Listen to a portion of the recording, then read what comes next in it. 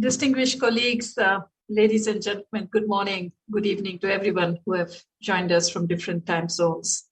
A very warm welcome to today's informal town hall briefing for stakeholders on the progress declaration of the International Migration Review Forum. Thank you to everyone for joining us today. Before proceeding further, although Ben has told us that, but a gentle reminder to everyone to kindly keep their microphones on mute when you're not speaking. Thank you. Ambassador Mays and I are honored to have been appointed by the President of the UN General Assembly to lead this important process. As mandated, we intend to conduct our work in an open, inclusive, and transparent manner, with a view to agreeing on a draft progress declaration to be adopted at the first International Migration Review Forum to be held from 17th to the 20th of May this year.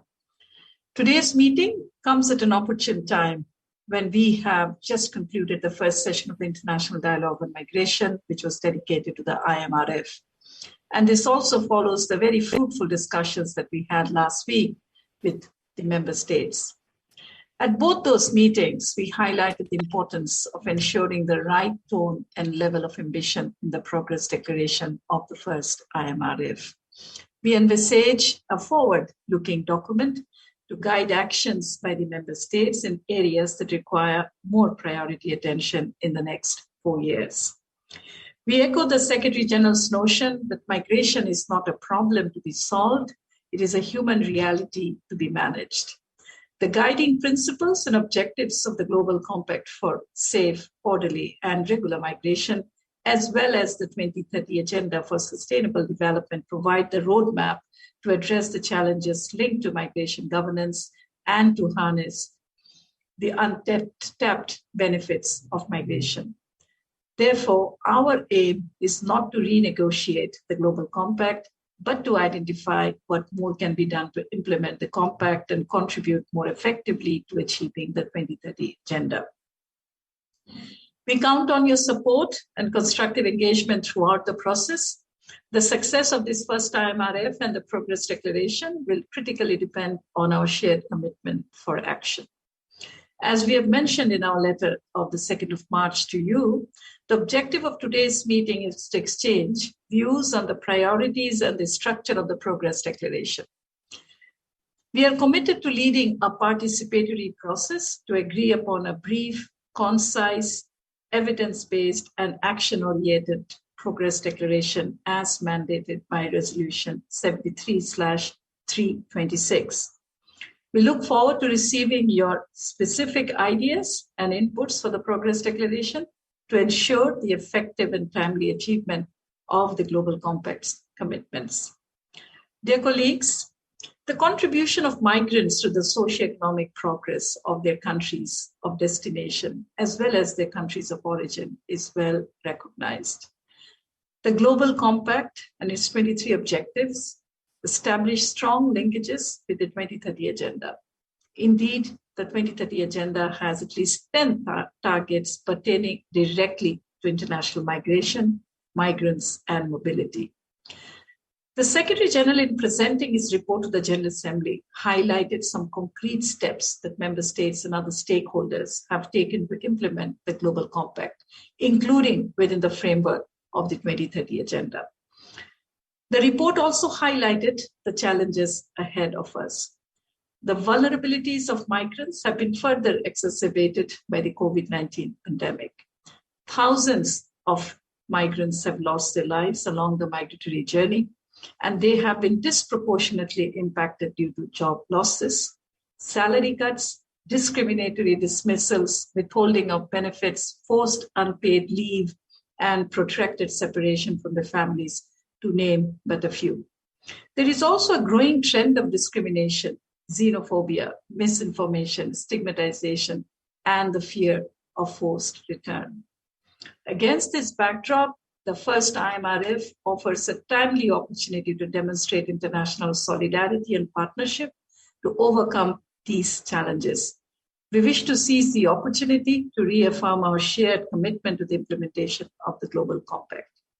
We believe that the success of the first IMRF and its progress declaration will largely depend on its ability to fulfill the hopes and aspirations to achieve the Global Compact's objective والطموح بتطبيق أهداف الاتفاق العالمي للهجرة. In line with its guiding principles, especially by pursuing a whole of society approach.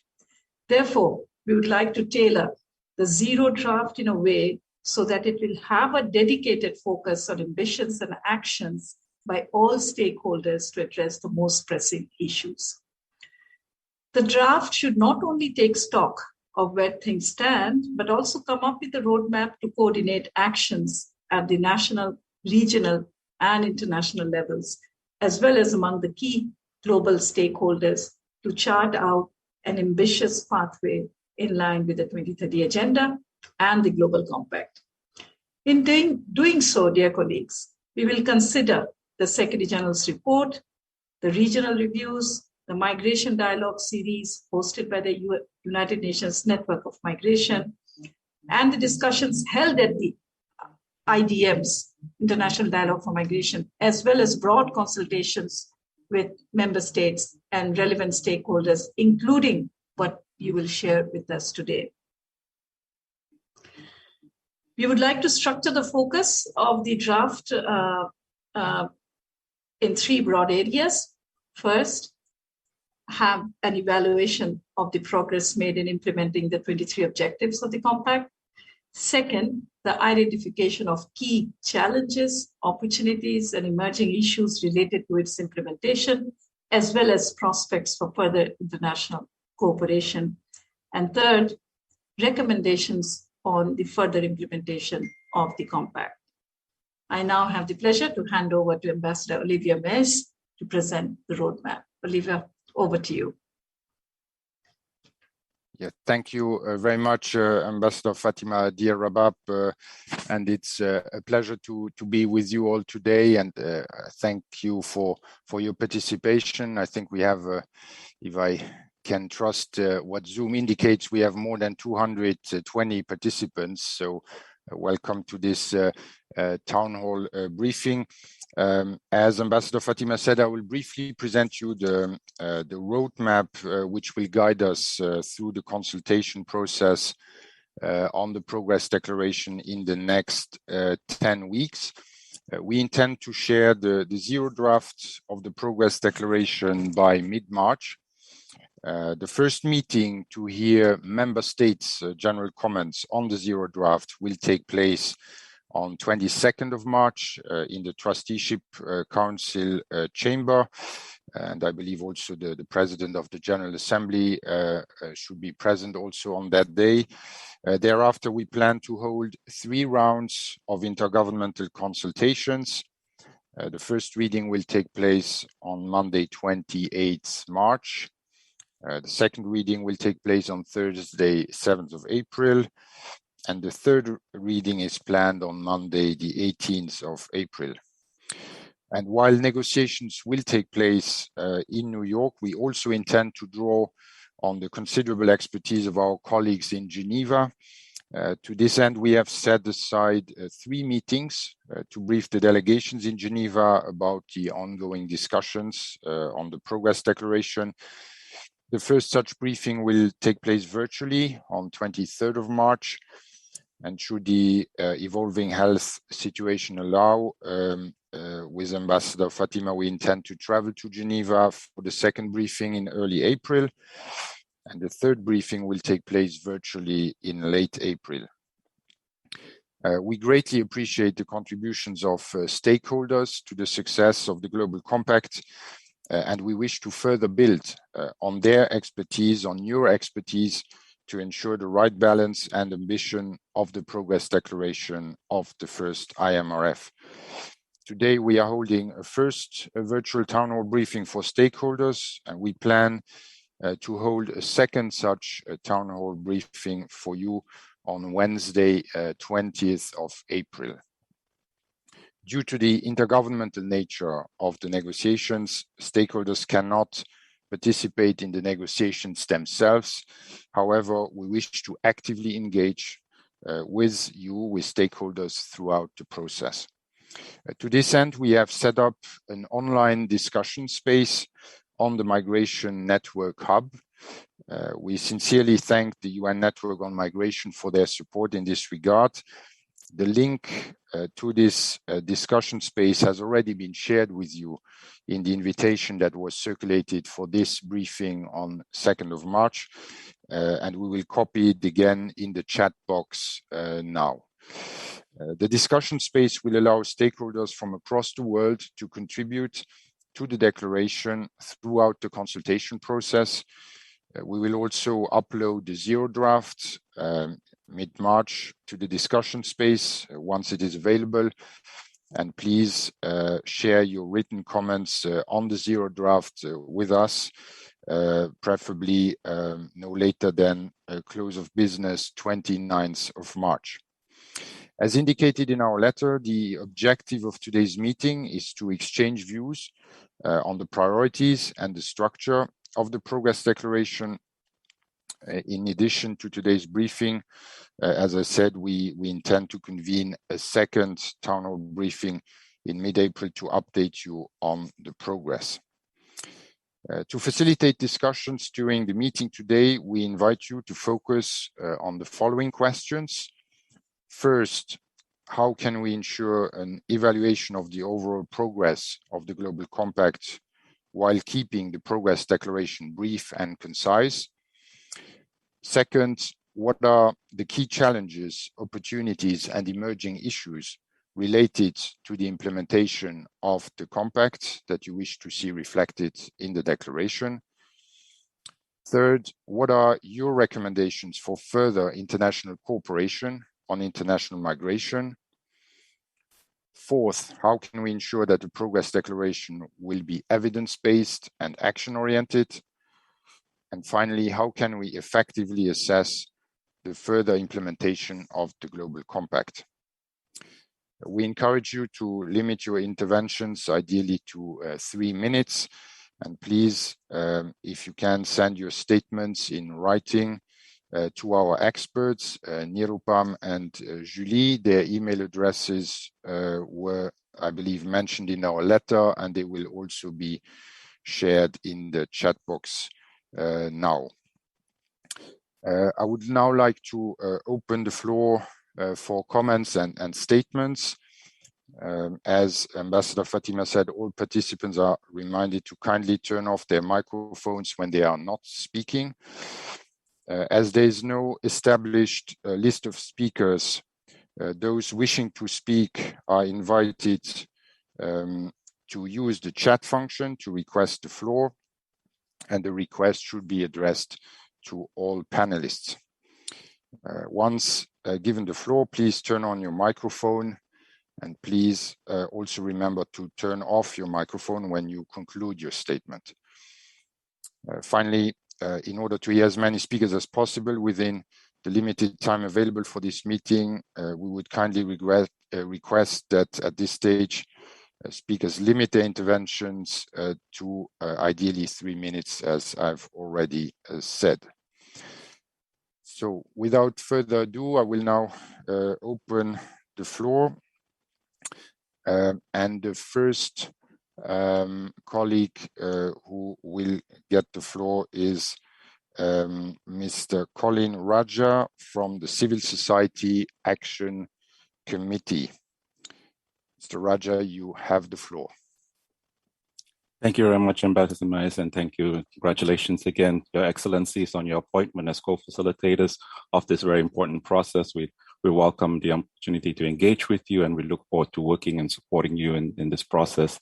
As civil society, and I'm speaking as a representative of the Civil Society Action Committee, which is the largest global platform of civil society organizations and networks engaged in international migration policy and governance. We believe, Excellencies, that we can actually help you a lot in the challenges of drafting a good zero draft and a progress declaration, because in the past months leading up to this, we as civil society have worked very hard together to come up with 12 key priorities that we refer to as the 12 key ways document in relation to the International Migration Review Forum. Allow me to take just a minute to summarize these 12 key priorities, and then a lot of my colleagues would then take the floor to go deeper, my colleagues who are expert practitioners in a lot of these issues. Our 12 key priorities, Excellencies, that we think should be reflected in the Progress Declaration that reflects exactly yours, Ambassador's guiding questions. The first and foremost, we believe we should talk about the pandemic recovery and how there were good practices during the pandemic implemented by various states that we can and we should make permanent that reflects the GCM and its own guiding principles.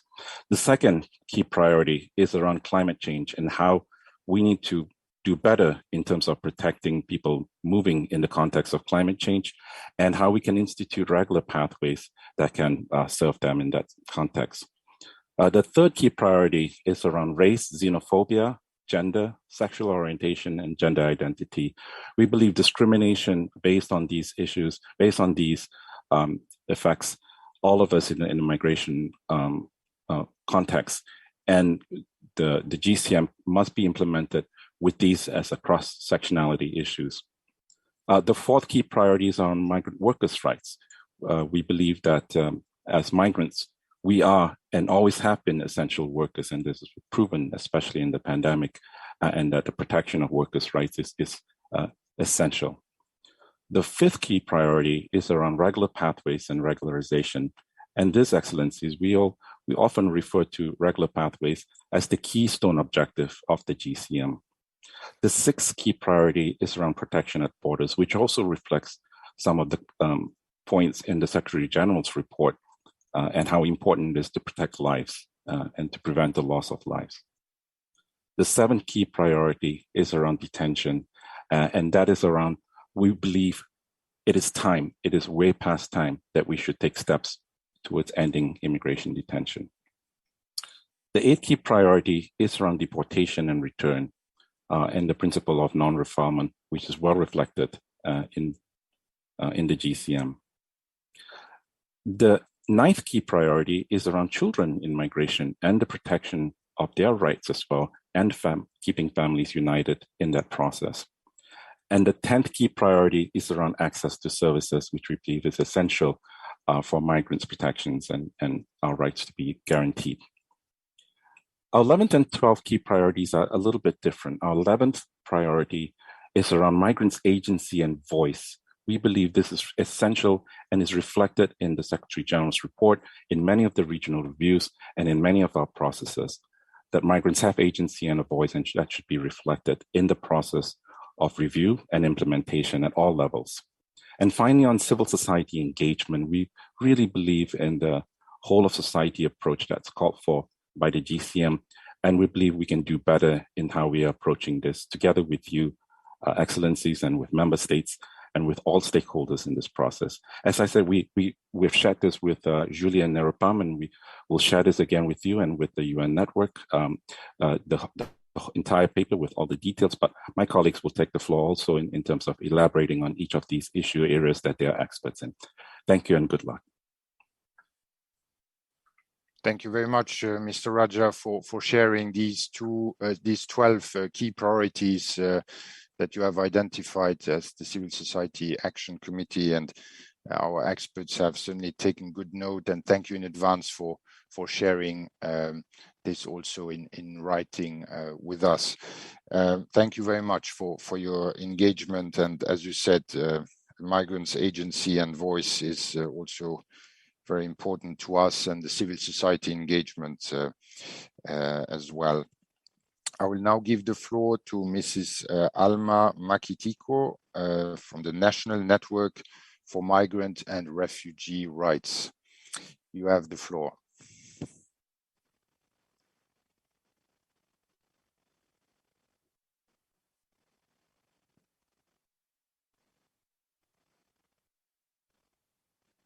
So Mrs. Makitiko, I don't know if I pronounced it correctly.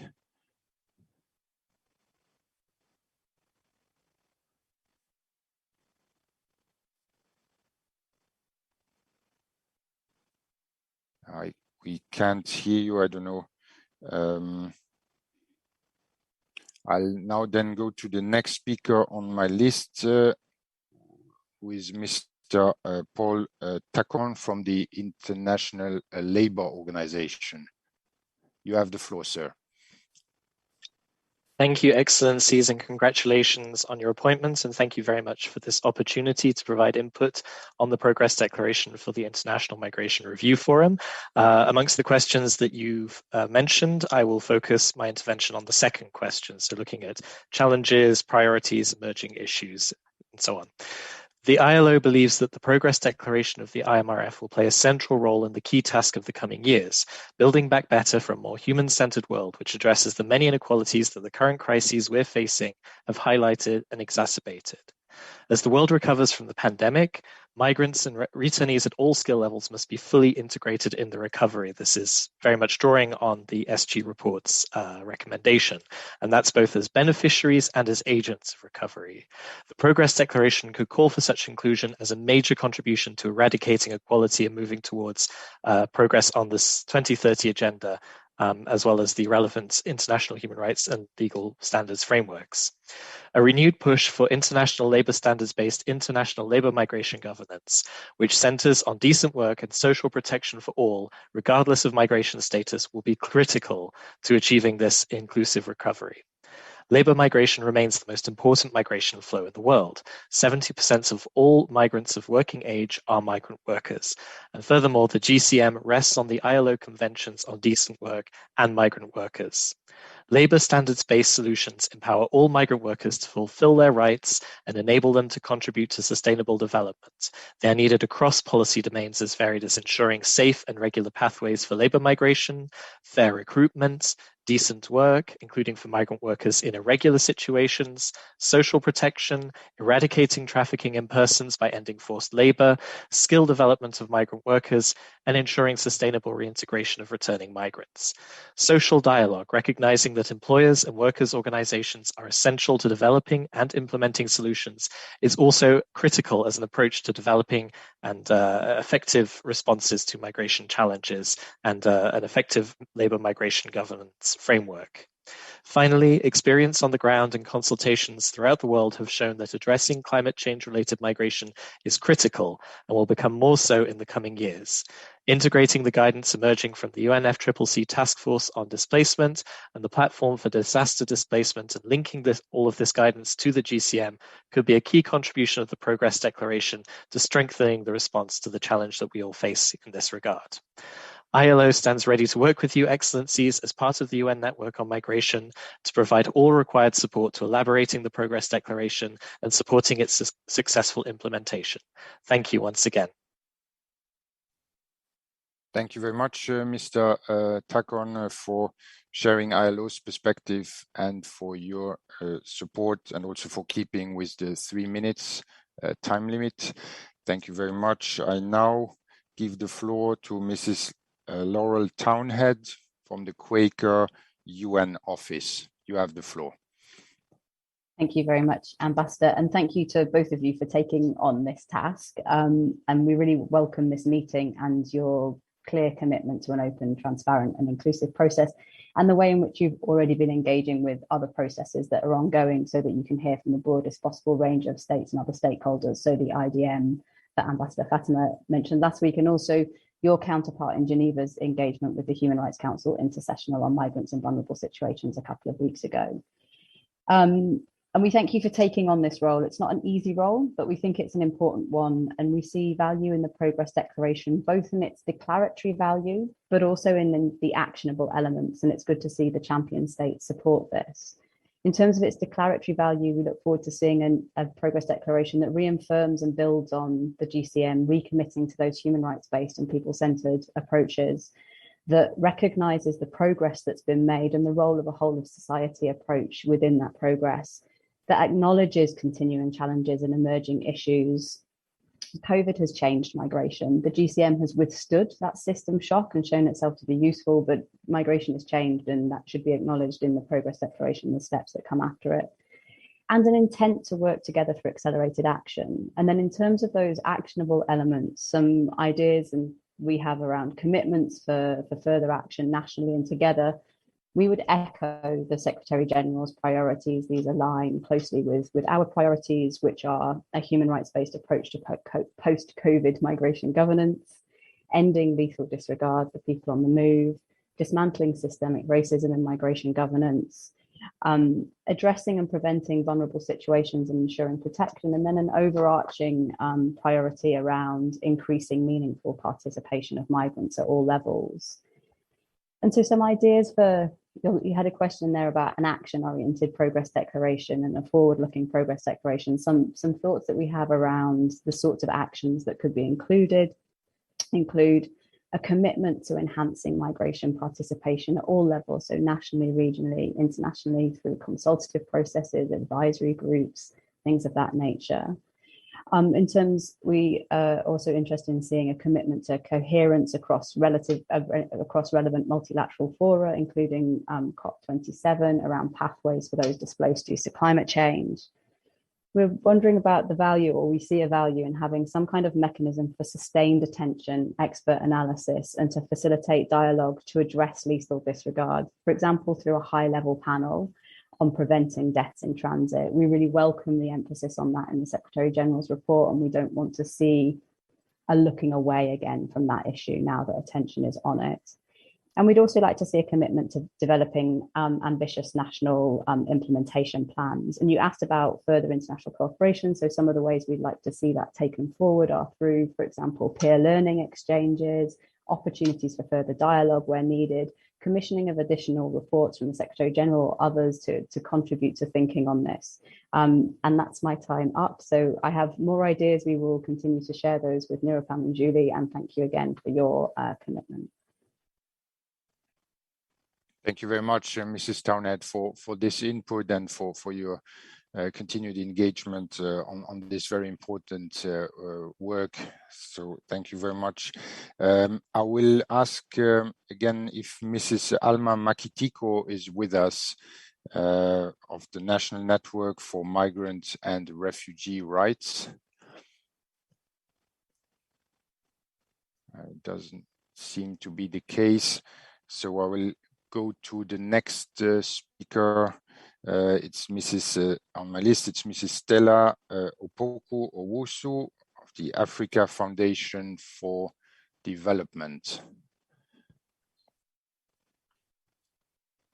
Hi, good afternoon, Your Excellencies. Thank you very much for this opportunity. I hope you can hear me well. Great. I would like to highlight the systemic link between racial injustice and migration. And on this, I'll focus on the second question on the key challenge, opportunities and emerging issues related to the implementation of the Global Compact. And just to use this as an example, because this is current at the moment, we've all been gripped by the devastating events unfolding in Ukraine, and we're gripped by scenes of people who are fleeing into neighboring countries. We're also gripped by the appalling stories emerging of African citizens, students, and other people of color who are being turned away from trains, who are refused the right to cross the border to safety, or otherwise mistreated or impeded purely due to their race and ethnicity. We've also seen and acknowledged the timely statements so far that have been made by the African Union on this, the IOM, the UN Working Group of Experts on People of African Descent, Special Rapporteur on Contemporary Forms of Racism, the UN Special Rapporteur on Contemporary Forms of Racism, and so forth. All of these condemning racism and xenophobia within this context. It's also important that we acknowledge the commitments and swift response of African and other diaspora organizations and networks in the region who have been there to help these stranded and distressed citizens. This shows that once again, the huge importance and value of diaspora interventions in emergencies and the need for all humanitarian agencies and NGOs to forge even stronger ties with diaspora organizations and networks within the humanitarian sector. I'd like to refer to the 12 keyways which Colin had, of course, mentioned before, and with a focus on racial justice and combating xenophobia, in which we call for the systemic link between migration and racial injustice to feature prominently in the GCM review and implementation. We also call on the inclusion of the voices of migrants and diaspora in decision-making at all levels of government, including and especially at local and grassroots levels. And within this context, I'd like to add, as it relates also very specifically to humanitarian efforts, where often diaspora and migrant organizations' efforts are significant, but not recognized or supported. And we can see the significance of these efforts in the current crisis in Ukraine. Racism, of course, takes place every day in migration. And while the Ukraine crisis is not unusual in its impact on race and ethnicity as it relates to migration, it is a current and significant example, and we cannot allow this to continue to take place within migration. The GCM is well placed to play a significant role in upholding and calling on member states to support these efforts, and also to prioritize the issues of racial injustice and xenophobia and discrimination within the GCM itself. Thank you. Thank you very much, Mrs. Opoku-Owusu, for your strong focus on the fight against racism and xenophobia, and also for, of course, reminding us of the very concerning situation for migrants in Ukraine right now, in the context of the current conflict there. If Mrs. Alma Makitiko is still not with us, I would then give the floor now to Mrs. Sophie van Hassen from the Mayor's Mechanism. Mrs. van Hassen, you have the floor. Thank you so much, Ambassador, and let me join the other speakers in congratulating both of you for taking on this role, and also thank you so much for convening this meeting today. I think it's very much appreciated on our side as well.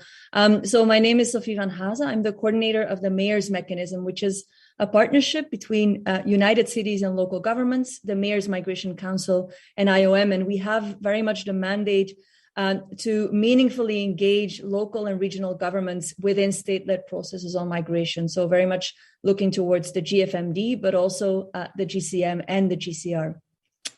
So connected to that, we're preparing a call to local action in partnership with UNHCR, and we are very much, ramping up efforts to bring city action and city pledges to the IMRF this year. So we on our sides very much stand ready to participate and in this process, and we will be proposing very specific recommendations as well in writing, reflecting local government positions. But for my intervention, I'm really happy to reflect on a few of the guiding questions that you've so helpfully put forward in advance of the call. And maybe just to start with the first one, how can we ensure the evaluation of the overall progress of the Global Compact while keeping it brief and concise? I think this will be a key challenge for you.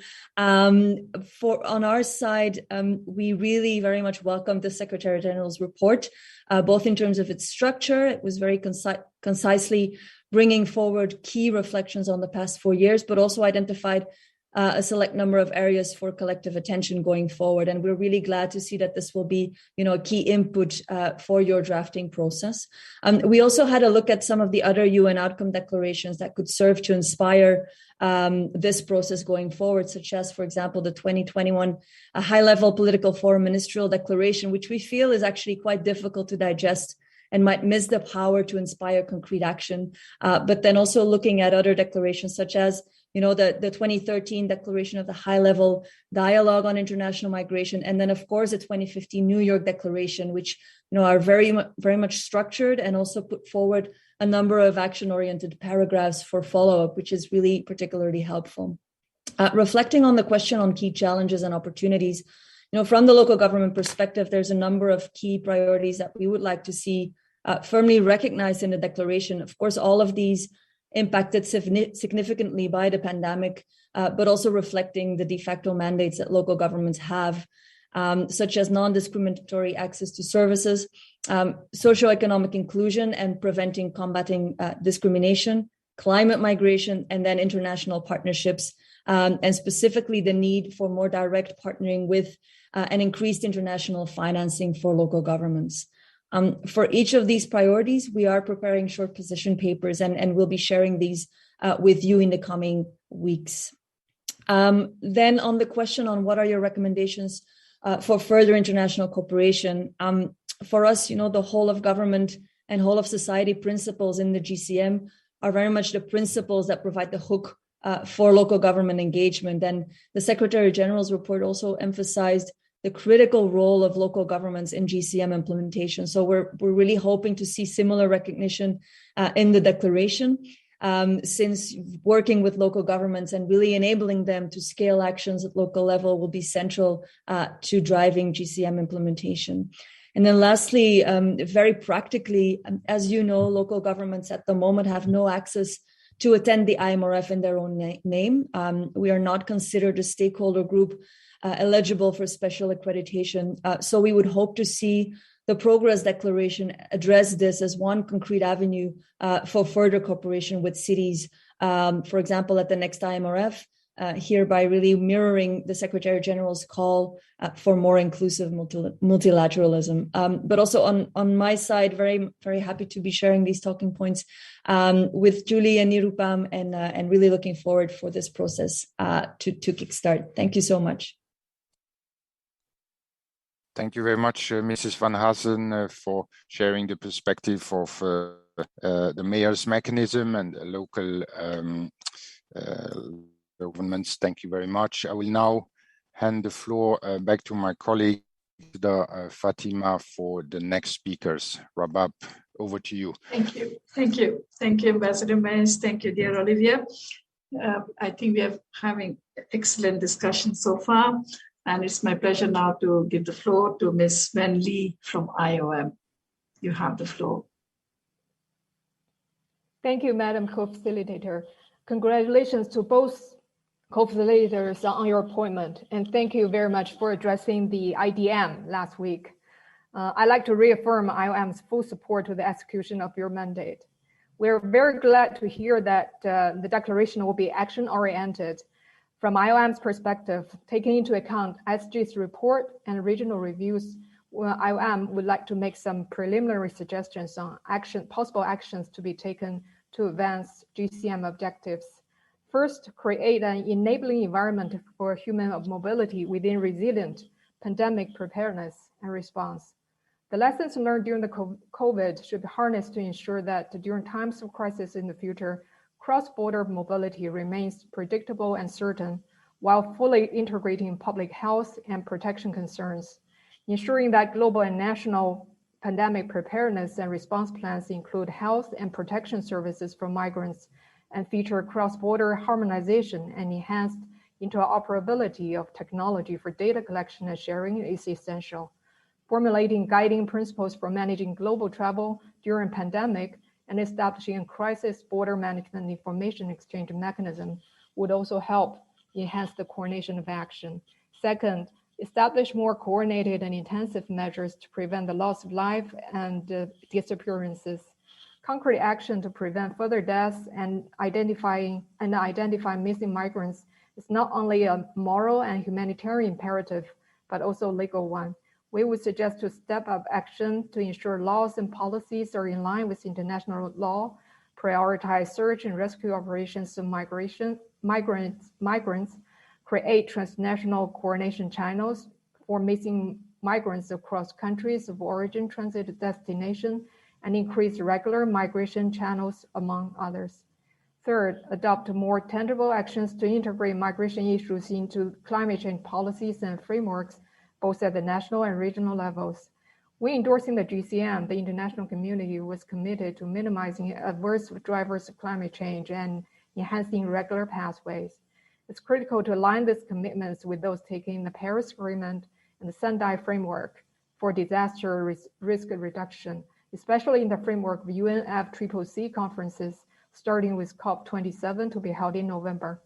Concrete steps could include accelerating adaptation action policies to avert and minimize displacement due to climate change and hazards, enabling predictable and sustainable funding and technology support to assist vulnerable countries, and strengthening the implementation of regular migration pathways when displacement in the context of disaster, climate change, and environmental degradation is unavoidable.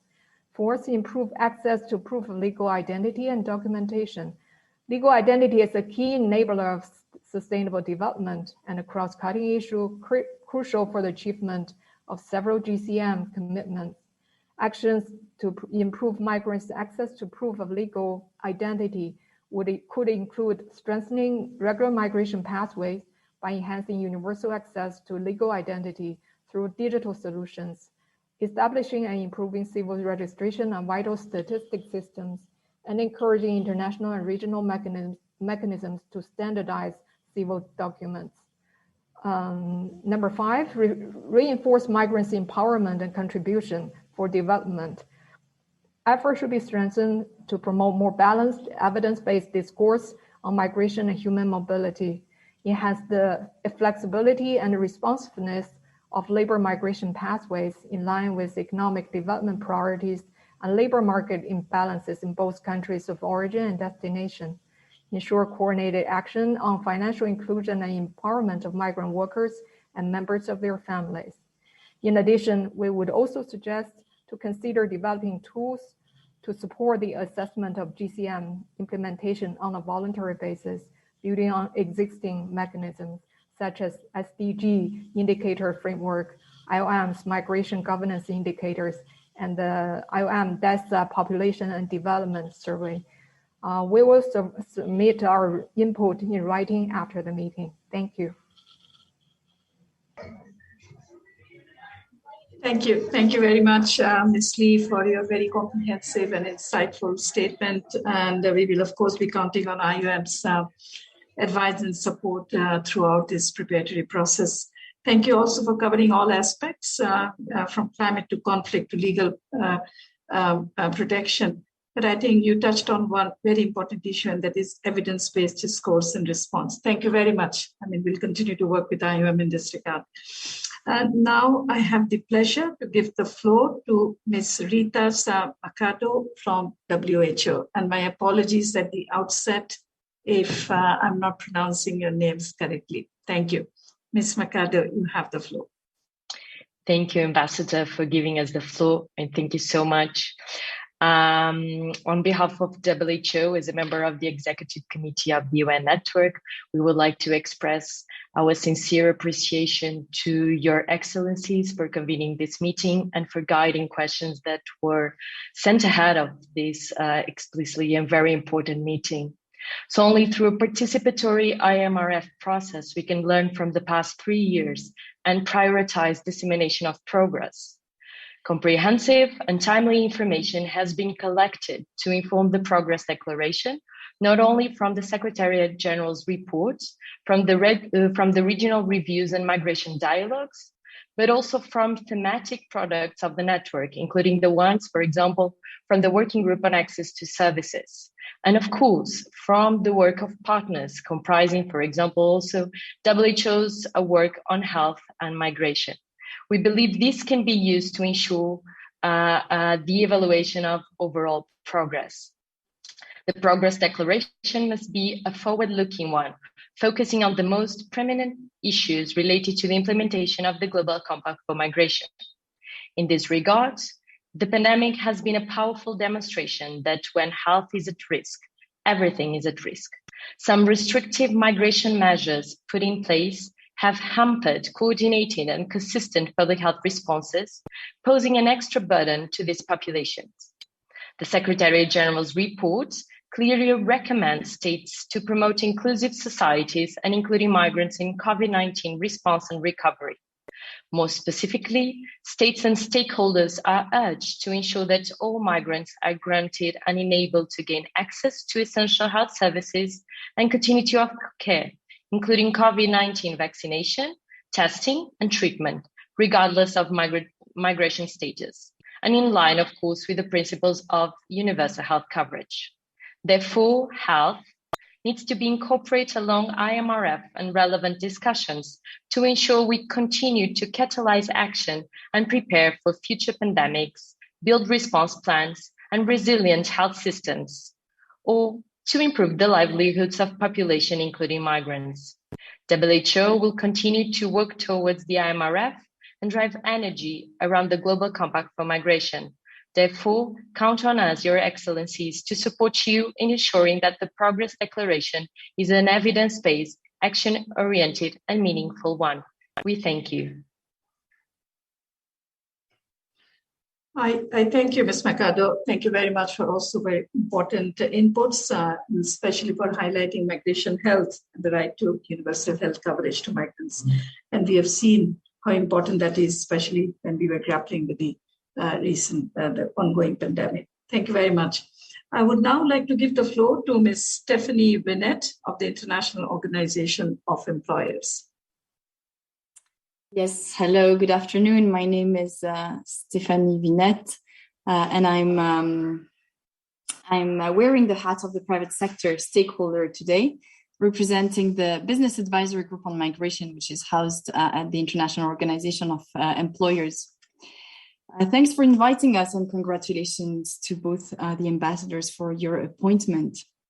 On the Progress Declaration, we do think that it should not only be an evaluation of progress made, but it should be very much forward-looking, as my previous speaker from WHO was saying, should pave the way for next year to go and look at the positive sides of well-regulated migration frameworks. The restrictive measures on borders that were taken during the pandemic have taught us some lessons. And from the private sector perspective, we saw and we struggled during those times in hiring the skills that were needed, high skilled, medium skilled, low skilled, technical skilled, all skills level. We all know that migration is a burning issue, highly political and linked to many social and political tensions. However, from where the private sector sits, we see opportunities, while many companies, industries in the world are facing skills shortages and rely on access to specific skill sets to develop their business. So now that hiring has picked up, employers will need to rely on regular migration pathways to bring skills in when and where needed. So to the extent possible, the Progress Declaration should promote the opportunities and send a positive message. And one such positive message is on highlighting how effective migration legal frameworks can respond to skills shortages or skills mismatches, leading thereby to job creation and helping to transition to formal economies, and thereby even increasing investments and increasing the skills transfers, which ultimately contributes to sustainable development. We have three priorities when it comes to thematics in the Global Compact for Migration, and the three priorities are linked to the Objective 5 on legal pathways. We need flexible, agile legislative processes for migration pathways. We are also focusing on Objective 6, the recruitment objective, where we called for regulations for the recruitment industries to promote and to be conducive to responsible recruitment. Calling also for enforcement of those regulations. And our third priority is linked to Objective 18, which is skills development and recognition. And more specifically also on skills anticipation, how to make sure that we can know what skills are going to be needed tomorrow and not yesterday. And here, if we look at what needs to be done, we need more data, more statistic, more information about the identification of the skills shortages. All those three priorities are dear to us, and we are also looking at how we can leverage technology and digitalization to find solutions in those three topics. And here, the world of the tech startups has a lot to contribute. So we very much, you can count on our business advisory group to provide evidence and facts about the business case for migration. And we look very much forward to further engaging with you. Thank you.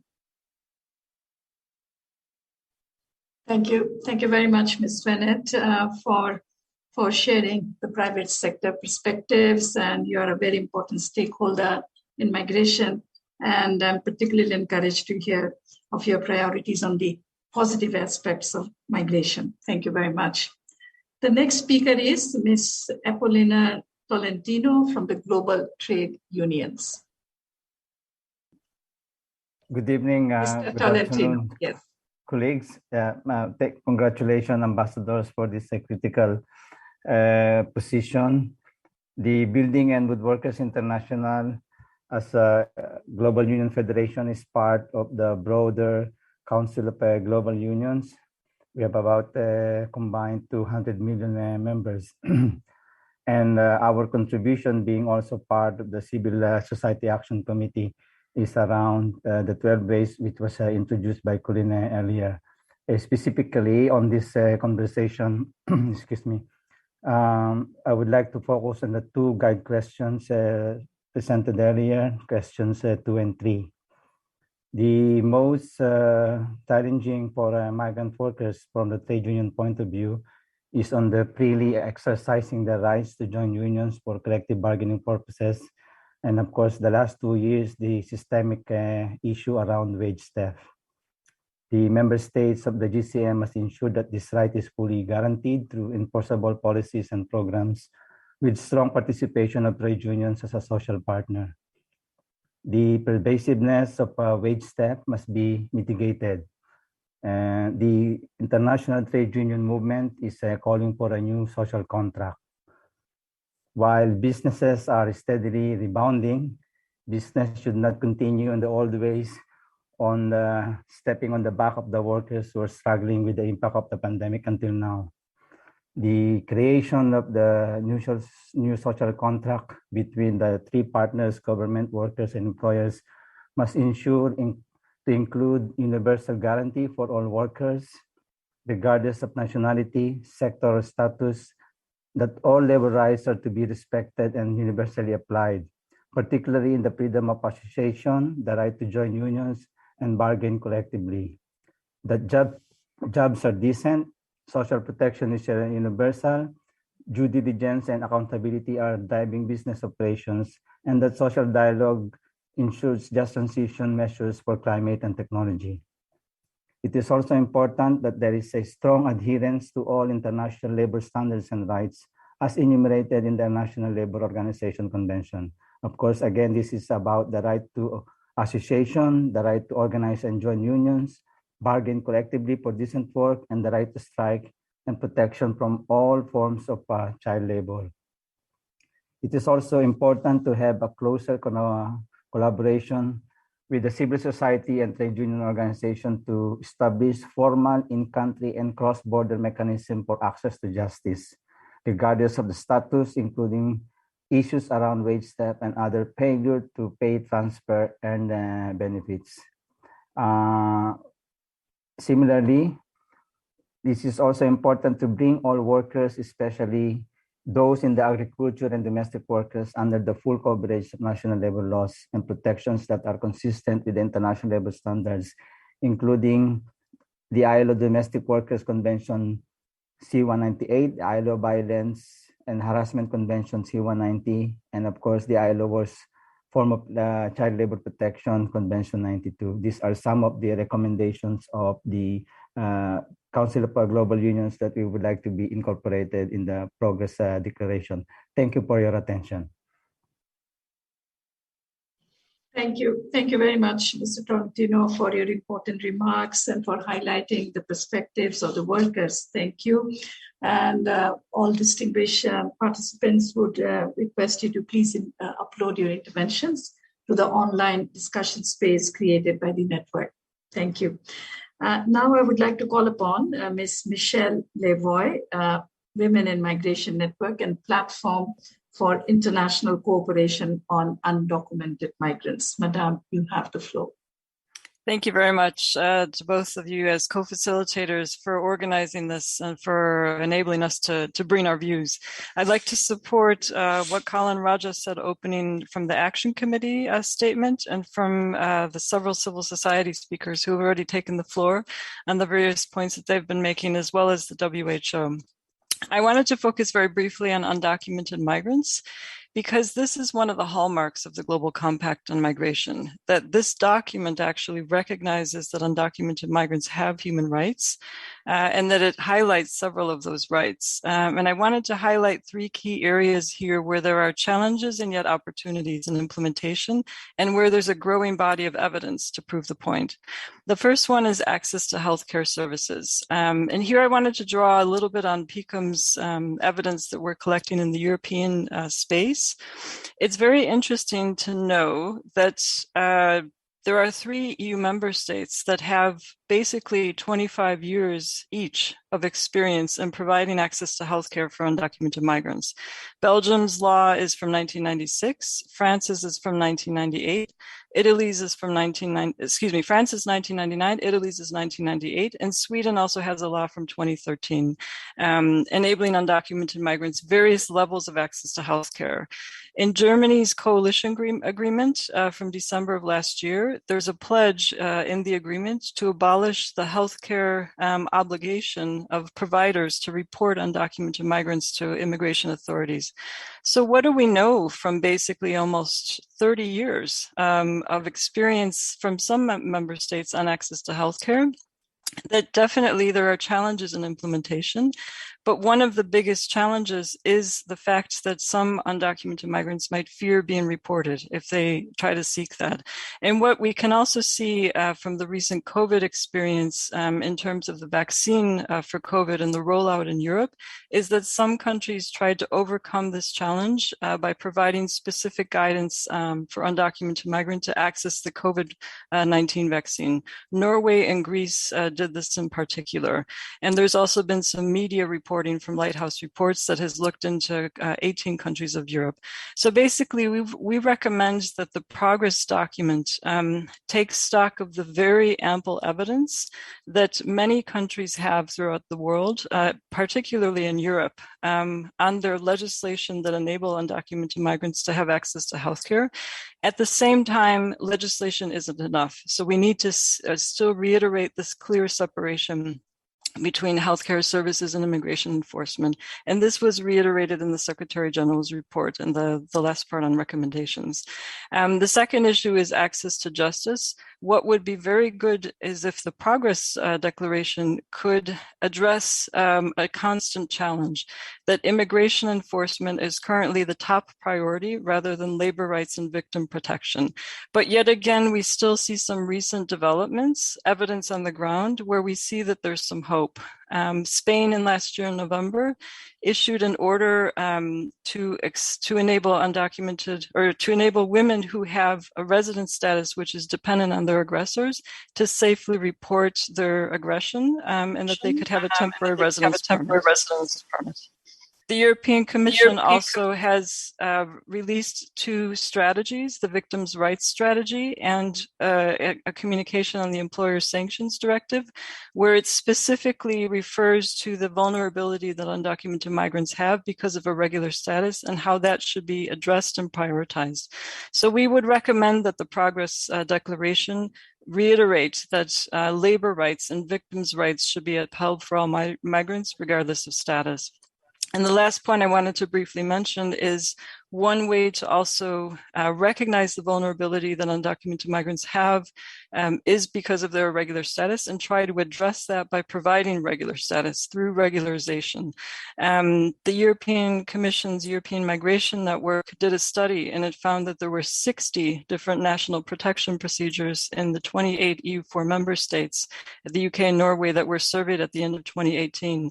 Ireland last month just released a regularization that runs until July. Spain has a new law from October last year for undocumented children who age out after they become 18 and lose protection. So just to finalize by saying that the Civil Society Action Committee that Colin Raja referred to at the beginning, this statement, actually has 9 components of regularization programs and laws that are based on civil society's experience throughout the world, working with governments. And these criteria look at eligibility criteria, accessibility, independent and secure residence permits amongst them. But we also would recommend that this could be explored further. And finally, we just recommend that there be an open discussion amongst states during the negotiations based upon the Secretary General's recommendations on undocumented, but that really takes stock of the evidence that we have now for decades, that states can provide undocumented migrants human rights. Obviously, there are challenges, but it's no longer actually a taboo topic. Thank you. Thank you very much, Ms. Levoy, for highlighting the situation of the undocumented migrants who often fall through the crack, no protection. We saw how precarious the situation was during the pandemic. It is indeed very important to address this gap. Thank you very much for highlighting that. I would now like to hand it back again to Ambassador Olivia Mays. Over to you, Olivia. Thank you very much, Rabab, and I will now give the floor to an intervention from UNFPA, Petal Thomas. You have the floor. You have the floor, madam, please. Good morning, Ambassador, and congratulations to both you and PR from Bangladesh. I note that you are moving full speed ahead after concluding the LDC's 5 process. But thank you again for convening us this morning. UNFPA is a member of the UN Migration Network, and I wanted to acknowledge that we do support the intervention made by Rita Machado from WHO and other speakers, particularly in relation to access to basic services by migrants. And of course, for UNFPA, healthcare services related to maternal health is one of those key areas that we would like to see acknowledged in the Progress Declaration. Allow me to also make an intervention related to the importance of the collection and utilization of disaggregated data in relation both to monitoring the implementation of the GCM, but also designing and implementing evidence-based policies for member states as they consider some of these issues. We see this as important to develop policies related to the needs of migrants, especially women and youth, and of course, with respect to access to sexual reproductive health services as well, identification documentation, policies related to the protection of migrants from harmful practices, including gender-based violence and child marriage. And we also see the use of data is particularly important as countries wrap up their census, the 2020 census, and consider including migration questions where possible and possible in relation to, in accordance, with the UN principles and recommendations for population and housing censuses. And that's also quite key as we look to the Agenda 2030, which also allows for the measurement of migratory status. We will definitely expand on some of these issues in writing, and thank you very much. Good day. Thank you very much, Ms. Thomas, for sharing UNFPA's priorities, including access to health services, including sexual and reproductive health services. Now I'll give the floor to Mrs. Jill Goldenseal of the Academic Council. You have the floor. Thank you, Your Excellencies. My name is Dr. Jill Goldenseal, and I'm here today representing the Academic Council on the UN system. My views today, however, are my own. And that is, in fact, one of the things that I wanted to talk about today, the importance of including academics in the process for the Global Compact for Migration's review at the International Review Forum, precisely because our views are independent. We have the asset to the network and to the global review of being able to speak independently and include the voices of migrants as well as other stakeholders and governments in the system. I am currently working with the Academic Council on the UN system, which is just what it sounds like, an organization of academics that study the UN. in addition to the UN Network on Migration, to include more academics in the process to evaluate the Global Compact and ensure that the review and the progress declaration are evidence-based. However, much more can be done by states and other stakeholders here today to involve academics in the process. I encourage you to reach out to academics who are specifically trained to help evaluate the strengths and weaknesses of existing programs and also the strengths and weaknesses of existing studies out there as we identify what more research needs to be done going forward into the next phase of the Global Compact for Migration before the next International Migration Review Forum. Academics can identify existing data and studies and offer unbiased, independent assessments of where the Global Compact has come, how far it has come, and how far it can still go, what data needs to be collected, and what studies need to be done in order to ensure that it can efficiently and effectively move forward. It is up to local governments, other stakeholders that are here today, state governments, and regional processes to help engage academics. There are millions of us throughout the world who can only be reached and engaged in the process by actors that are close to us and that actively want to have us involved. We appreciate your reaching out to us so that we can help you. Thank you very much. Thank you very much, Ms. Goldenseal, for highlighting the important contribution that academia can make to our work, bringing in their unique expertise and independent views. Thank you very much for participating today in this discussion. I'll now give the floor to Mr. Castro, representing the National Federation of Worker and Employee Trade Unions in Lebanon, FENASOL. Mr. Castro, you have the floor. شكرا سعادة السفير. Thank you, Your Excellency. Thank you for inviting me in the name of the National Federation of the Migrant Labor in Lebanon. I would like to share with you some quick comments regarding the declaration. I hope that they will address a strong tone to governments for the implementation of the GCM. So to encourage governments more to implement GCM and also to force multinationals to apply GCM because these multinationals are the main companies entrusted with importing labor, particularly when it comes to child labor and children migrants. These are being deprived of the right to education. And this is something that we are witnessing, particularly in the Arab region as a whole. This is something that is very critical.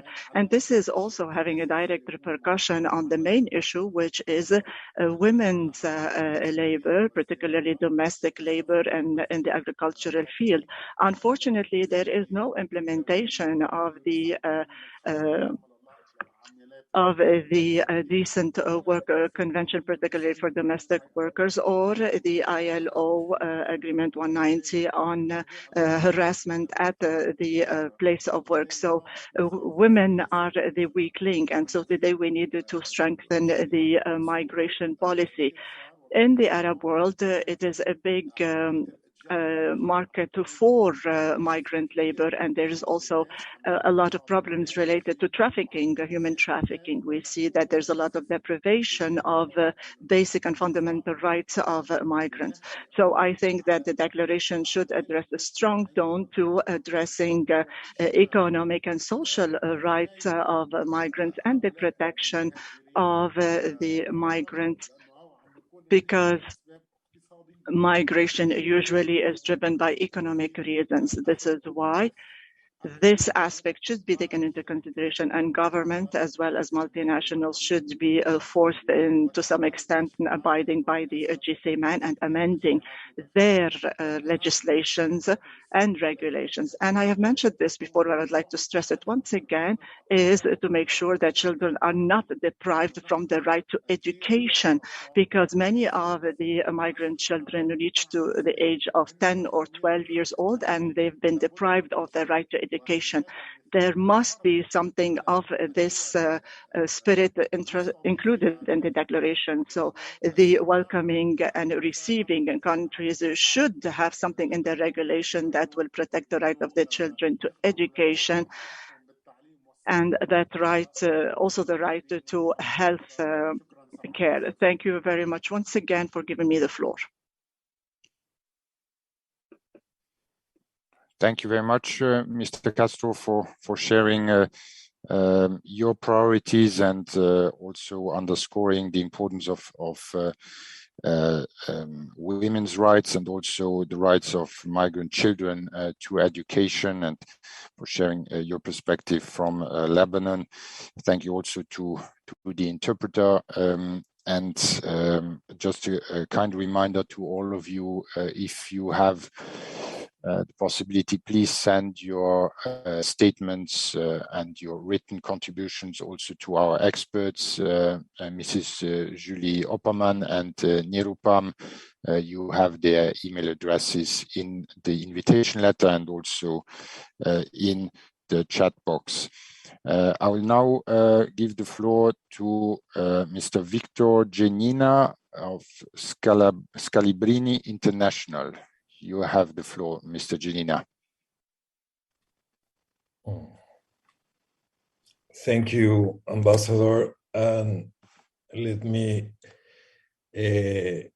start by congratulating you and Ambassador from Bangladesh for being appointed as co-facilitators. The Scalabrini International Migration Network is an organization that is a member of the Civil Society Action Committee, and in this way we endorse the intervention by Colin Raja and Michelle Levoy. I will make 5 suggestions of issues that we are certain that should be included in the final declaration. The first one is, I'm going to read them. We urge states to commit to take concrete actions to achieve measurable goals in implementing the GCM, goals that can be monitored by civil society and migrant organizations at the multilateral, regional, and national levels. Accountability of migration policies is indispensable to make real progress in the implementation of the Global Compact, with the full participation of civil society and migrants' organizations. As acknowledged by the Secretary General, migrants were essential to societies and governments in tackling the pandemic as well as in their recovery efforts. States and societies owe to them. In this light, we insist states should grant migrant access to all basic services, especially health and vaccination ones, as well as other social protection, regardless of migration status.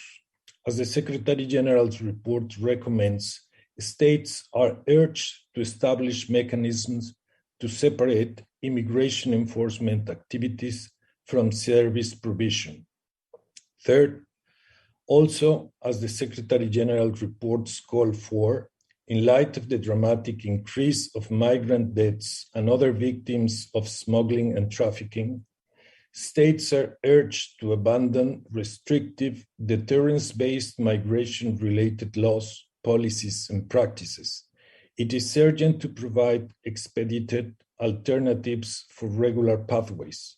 Also, as indicated in the Secretary General's report, in order to reduce vulnerability, migrants should be able to benefit from regularization processes, as Michelle Levoy has shown that it's already ongoing and it has to be deepened and reinforced. In connection with this, we echo the recommendation of the Secretary General's report to respect human rights of migrants at all stages of the migratory process, including at borders. States are urged to demilitarize border enforcement, halt and reverse border externalization, and decriminalization of migration. Further, states should take concrete steps to work towards ending immigration detention. Finally, as acknowledged in the Secretary General's reports, As first responders to their needs, civil society organizations and migrant organizations should be treated as key partners, and as such, meaningful engagement with them is indispensable in the design, implementation, and monitoring of all migration policies, measures, and programs at the multilateral, regional, and national levels. This has to be done also in the follow-up process to this IMRF. Thank you, Ambassador. Thank you very much, Mr. Janina, for elaborating on your priorities, also as a member of the Civil Society Action Committee, and also highlighting the need to respect the human rights of migrants and at all stages of the migration cycle. I will now call on Mrs. Cecily Kern, speaking for the NGO Committee on Migration. Mrs. Kern, you have the floor. Thank you so much, Excellencies, and I want to join others in congratulating you on your appointments. I represent Mercy International Association, and I'm the Vice Chair of the NGO Committee on Migration, which is a member of the Civil Society Action Committee, and we support the interventions made by Colin Raja and other Civil Society Action Committee colleagues. Thank you again for this invitation, and we hope that this is the first of many opportunities for dialogue in an open, transparent, and inclusive process. The NGO Committee on Migration and our members join the over 20 states from the full range of migration experience around the world who, in their letter to the President of the General Assembly, have already pressed for an ambitious IMRF progress declaration, which, quote, does more than simply reaffirm the GCM, end quote. The pandemic has really emphasized the need for the GCM to be a living document that is responsive to changing global realities.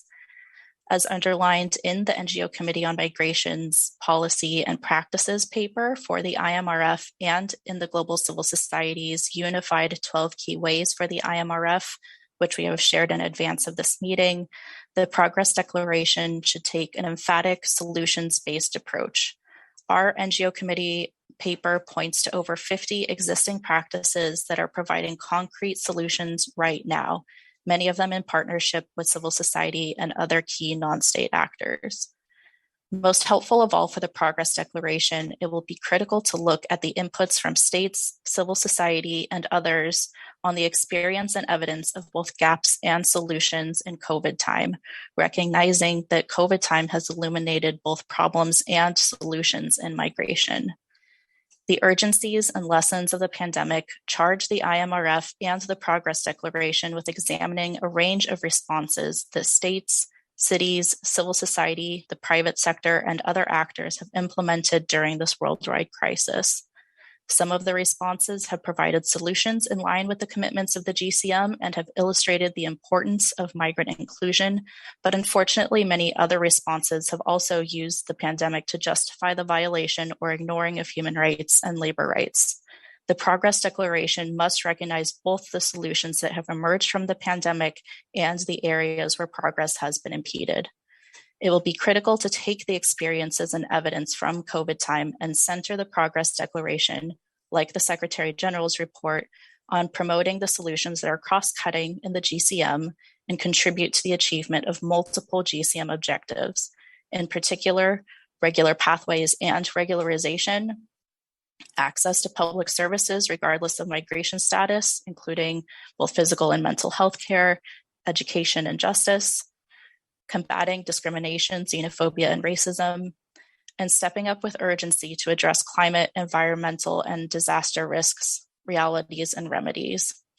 Now is the time for coherent policy initiatives, particularly with regards to the GCM, that take a holistic approach to regular migration that moves away from temporariness towards rights-based long-term migration options for people in a variety of situations and with different aspirations. We remain committed to engaging collectively and participating actively in the IMRF process, and we join the call for meaningful engagement spaces, including at national levels, to discuss progress on these priorities with you. Thank you. Thank you very much, Mrs. Kern, for your contribution, your call for an ambitious progress declaration, and highlighting also the key priorities for your organization. And just a reminder for colleagues to please share their input, not via email, as I said earlier, but we have this dedicated discussion space on the Migration Network Hub, and you will find the details of that in the chat. So please upload your very valuable contributions. This will help us greatly as we work on the zero draft of the progress declaration. And now it is my honor to hand the floor back to my colleague, Ambassador Fatima Rabab. Over to you. Thank you. Thank you, Ambassador Mays. Thank you, dear Olivia. I would now like to give the floor to Mr. Samuel Bachuche from UNHCR. You have the floor. Thank you very much, Ambassador, and congratulations to you both on your appointment and for convening this meeting. The diversity and actually the quality of the interventions is really welcome. UNHCR is part of the executive committee of the network, and we'll respond to your call, of course, to contribute to the discussion space and the migration hub for specific input. Just a general point at this stage, to underline the need, of course, for the progress declaration and the IMRF as a whole to focus, of course, on the implementation of the GCM. This may, of course, sound like an obvious statement, but we noticed that in many reports and the regional reviews, many asylum-related activities were reported as achievements in terms of GCM implementation, which, of course, should be avoided to the extent possible, given, of course, the scope and the distinction between the two compacts. This is not to say, of course, that the progress declaration shouldn't look at a way in which the two compacts should be implemented in a consistent manner. And this brings me to one of the issues which was raised on a few occasions already by previous speakers regarding xenophobia and racism, which is clearly a cross-cutting issue between the two compacts. So this will be very interesting to see to what extent the progress declaration can also recall the distinction between the two compacts, but possibly highlight some of the overlapping areas. However, as I mentioned at the beginning, where, of course, situations or activities are purely refugee-related, they should, of course, be maintained outside the scope of the review. And I think we all agree that the GCM is already broad enough. So for that matter, more specifically, maybe just to recall that what's happening in Ukraine right now is a refugee situation, and of course, a non-discriminatory approach should be implemented in this regard. But the people concerned are fleeing an ongoing military intervention. Thank you very much for your attention, and you can count on UNHCR support in this process. Thank you. Thank you, Mr. Bachuche, for sharing your perspective and for reminding us of the two distinct mandates of the two compacts, but also while acknowledging, of course, that they have the cross-cutting nature of the two compacts. But we will be counting on UNHCR support throughout this process. Thank you very much. I would now like to give the floor to Mr. Gerardo Talavera from Casa Refugiados. Mr. Talavera, you have the floor. Mr. Talavera, you have the floor. Muchas gracias por... Thank you very much for inviting us. Congratulations for this kind of global exercises. I will try to be very brief. As Casa Refugiados, we are an organization pro tempore, and we deal with the framework for solutions and protection, which was born in the Global Forum many years ago. And it was an example, or it has been an example, of regional organization from civil society organizations from the country work together. Following up, we are drafting a report that we will share, but I would like to mention 4 main topics that we consider important for this progress declaration. There must be humanitarian action coherent from the states in this declaration. Human mobility and migration don't have to be something to give in exchange to governments. This is something that really concerns us because this is a vulneration of human rights. Second, we have to integrate community action, intercultural issues, and local work within migration. We really need to understand that human mobility has an important aspect of community work. Third, management of information. It has to be coherent, not in the short term. It has to be in the medium term. Most of the times, migration information is focused in short-term solutions. How many people you worked with in a year? No, we really need to work in the middle term in order to see the impact of public policies in terms of integration of mobility.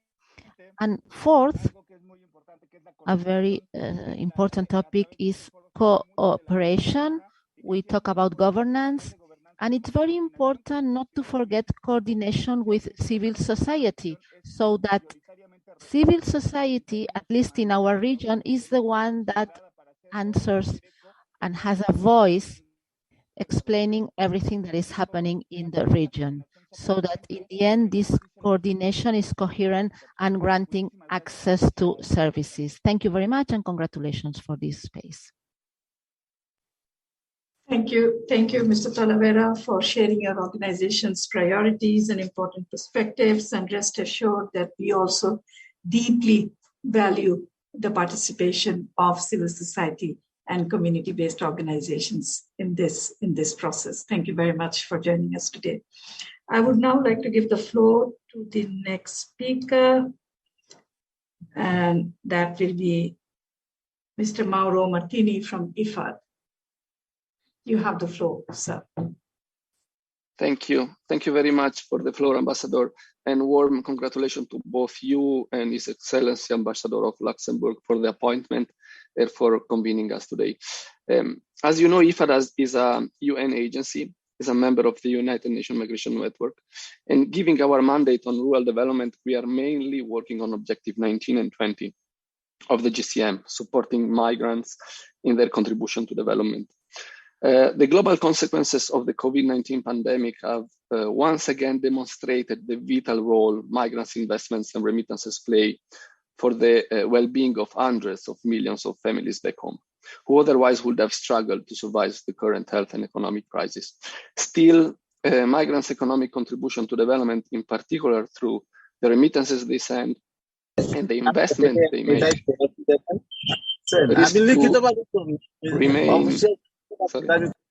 risk to remain a secondary priority in the international agenda, and so in the discussion at the International Migration Review Forum. So the SDG target 10.0 remittances cost reduction by 2030 is far from being achieved. Objective 20 of the GCM provides a sound set of actionable measures, but needs increased efforts to be adequately implemented.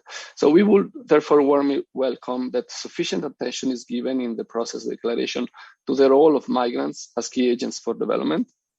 And reflecting on possible recommendations, I would like to refer to 2 main processes that took place recently and suggest to take advantage of the work already done in this context.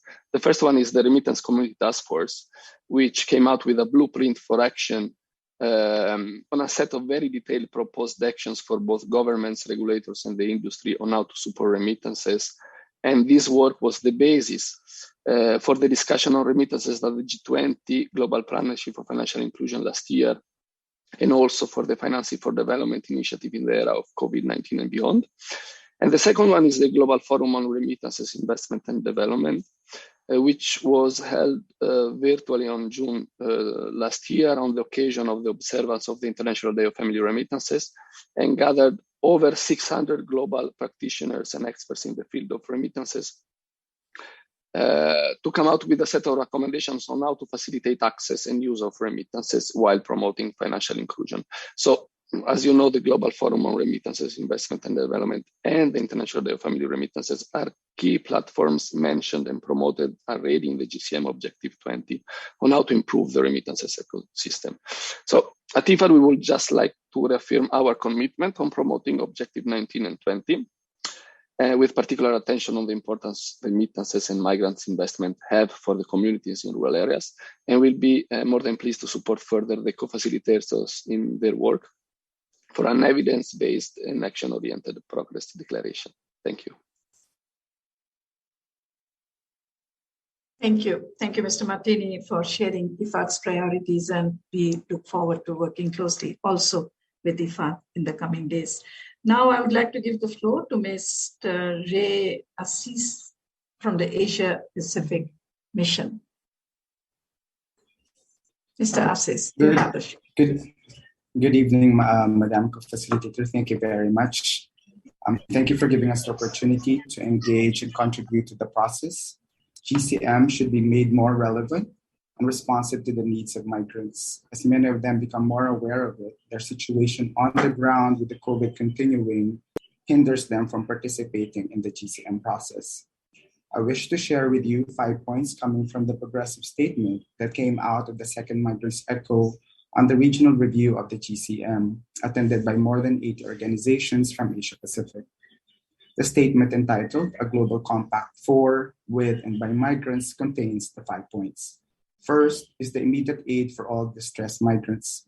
Here in Hong Kong, more migrant domestic workers are in distress as because they tested COVID positive, many of them have been terminated or disallowed from coming back to their employers' homes, rendering them homeless. Number 2, call for the strengthening of laws and mechanisms that will comprehensively protect the rights of migrants, regardless of their status, including ensuring their access to health services, basic economic rights and justice, and upholding their freedoms, their rights, as well as their other civil and political rights. Third is addressing all drivers of forced migration, which include creating specific international legal framework for the protection of climate migrants, as well as people's rights and justice-based alternatives to be articulated and asserted to challenge misguided national development strategies and the negative effects of neoliberal migration management and development priorities. Number 4, which is to ensure migrants' meaningful participation in the GCM process. This point includes 1, recognizing collectively the need to resolve the multitudinous gaps hindering migrants' meaningful participation in international migration governance. This includes bridging the digital divide, overcoming language barriers, and meeting the challenges of geography and time differences. This also includes developing a meaningful participation metric that can be developed with and by migrants. 4, immediately remove all barriers hindering the active and meaningful participation of migrant communities and organizations. I also wish to extend this call for meaningful participation to refugees as well. We hope the states will commit and pledge to realizing meaningful participation of migrants and refugees in the GCM process. And 5th, strengthen accountability and responsibility of states and migration. We will be happy to share this progressive statement and upload it in the Migration Network Hub. Thank you very much. Thank you very much, Mr. Assis, for sharing your organization's priorities and perspectives. Very useful. Thank you very much. And now I'd like to give the floor to the next speaker. And it's Berenice Valdez from Bloc Latinoamericano. Yes, Ms. Rivera, you have the floor. Gracias. Thank you. Yes, please continue. Muchas gracias. ¿Me escuchan? Thank you very much. Can everyone hear me? Everyone can hear me okay. Great. Well, first off, I'd just like to congratulate you. I work in the Institute for Women in Migration in Mexico. We are part of the Latin American Bloc for Migration. It's more than 50 networks and grassroots association families of migrants. We work in the regions so as to basically reflect migrant people's community views and to safeguard lives and to guarantee access to rights. We feel that anyone should have those rights in the world that we live in today. And we feel that whatever the policies to contain migration are around the world, they're always going to create a situation of risk and violations of human rights and basically menace and attempts on people being able to enjoy their rights. And we've been able to take part in the negotiations in New York, and we've been able to reflect the views of women and families that have been separated. And this is all impacts, right, of migration. We've been working since 2017, exposing all of this in meetings and in inputs within the framework of these discussions. What are the requirements for a dignified lives, for non-discrimination against women, etc., etc. And I think that all of the different organisations that defend human rights, I think we all know that there are short-term, medium-term, long-term rights that needs addressing. We need to have global accountancy of these elements, and we have faith in the United Nations organisations and networks, and we hope that there's going to be an impact that's profound. And so we do hope that as co-facilitators, as Luxembourg and Bangladesh, you'd be able to generate an inclusive methodology. Not all of those of us who are here have the same channels of participation open to us in terms of language, etc. For a lot of us, it's a real luxury to take part in these meetings, in these time zones, when most things take part only in English or take place only in English, and the dynamics of it all, you're usually only in English. And so we need to talk about emergencies with structural impact, and we need there to be more reflection of all this. And we can see that there's a real inequality gap, and we need those extra channels to have the same participation, a fair participation, and to be able to generate not just good practices, because it's very clear that that's still lacking, but we need to be able to rise to the challenges that are coming, that are appearing ahead of us in this globalized world. And for all of us on the ground, oftentimes this is something just impossible to achieve, and it's a real luxury to, like I say, even participate in these kinds of meetings. I'd like to know how, as facilitators, you intend to integrate us. How are we going to materialize all of this, all of these are different elements that we're speaking about here? How are we going to put into practice this participation? We would really need you, yourselves, to meet up with our regional organisations. We know that you've got so many dynamics at play here and so much on your plate, but I really do think you need to touch ground regionally and nationally so that we can find out how women and children are impacted, and from the gender dynamic from a very early age, you know. And I think that what would be the indicators here as well? How do we actually perceive this opportunity for the whole world to see an impact? How can it be reflected through this declaration? Because we've got thousands of UN declarations on paper. And so why is this one going to be different? Why is this one going to be so much more inclusive and so much more different with this population that it's supposed to address? And so how are we going to give the follow-up necessary to this declaration once it's published, not just in terms of what's politically feasible, but what is priority in terms of saving lives, in terms of equality, and in terms of bringing about dignified life conditions for all of us that are here. We want to continue participating. We do congratulate you for these efforts to date. And we really do feel that this accountability in the process is really critical here. And there has to be impact seen on the back of every single topic that we're talking about here.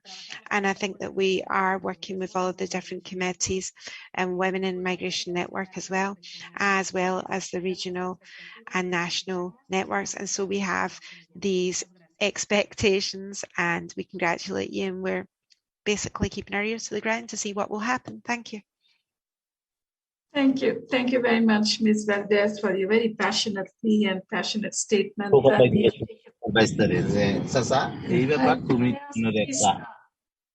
Yes. I will request again all participants to keep their microphones in mute while the others are speaking. Thank you very much. But Ms. Rivera, thank you very much for your statement, and we have taken good note of that. And as Ambassador Mays and I have said right at the outset that, we want to have a very inclusive and consultative process. And that is the very reason that we are having this town hall briefing today for all stakeholders. And we do not have much time, actually. We have about 2 months to complete this whole process. That is why we have also created this open space where you can continue to submit your inputs from every level, local, regional, national, every level. So please do make good use of that open space and submit your inputs so that we can actually take those on board, especially now as we put together the zero draft. The whole purpose of having this meeting is actually so that we can actually draw from the good inputs from everyone involved, not only the member states, but other stakeholders, that is you. And have that reflected as much as possible in the zero draft. So please do take note of that, do make good use of that space. And as Ambassador Mays had also said, that we will have another town hall meeting later on in April. So we'll continue to keep this conversation going. Thank you very much. And now it's my pleasure to again hand back the floor to Ambassador Mays. Olivia, you have the floor. Thank you very much, Rabab. And I will now give the floor to the next speaker on our list with Mr. Mohammed Al-Maita, speaking for the Arab Trade Unions. So you have the floor. I hope I pronounced your name correctly.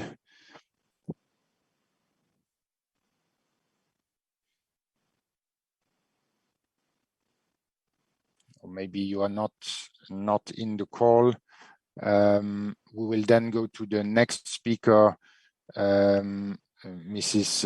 Eniko Shontos of the European Commission. You have the floor. Thank you very much, Ambassador. And thank you very much for this briefing. And I would also like to congratulate both of you on your appointment. I am speaking today on behalf of the European Commission and the European External Action Service. And I would like, first of all, to confirm the EU institutions' commitment to the Global Compact, its vision and guiding principles, and also our engagement in the review process and the consultations on the Progress Declaration. I would also like to emphasize that the real added value of the Compact we see is a framework for dialogue and cooperation and shared objectives and narratives across all kinds of stakeholders. Our work today as EU institutions is guided by the new Pact on Migration and Asylum.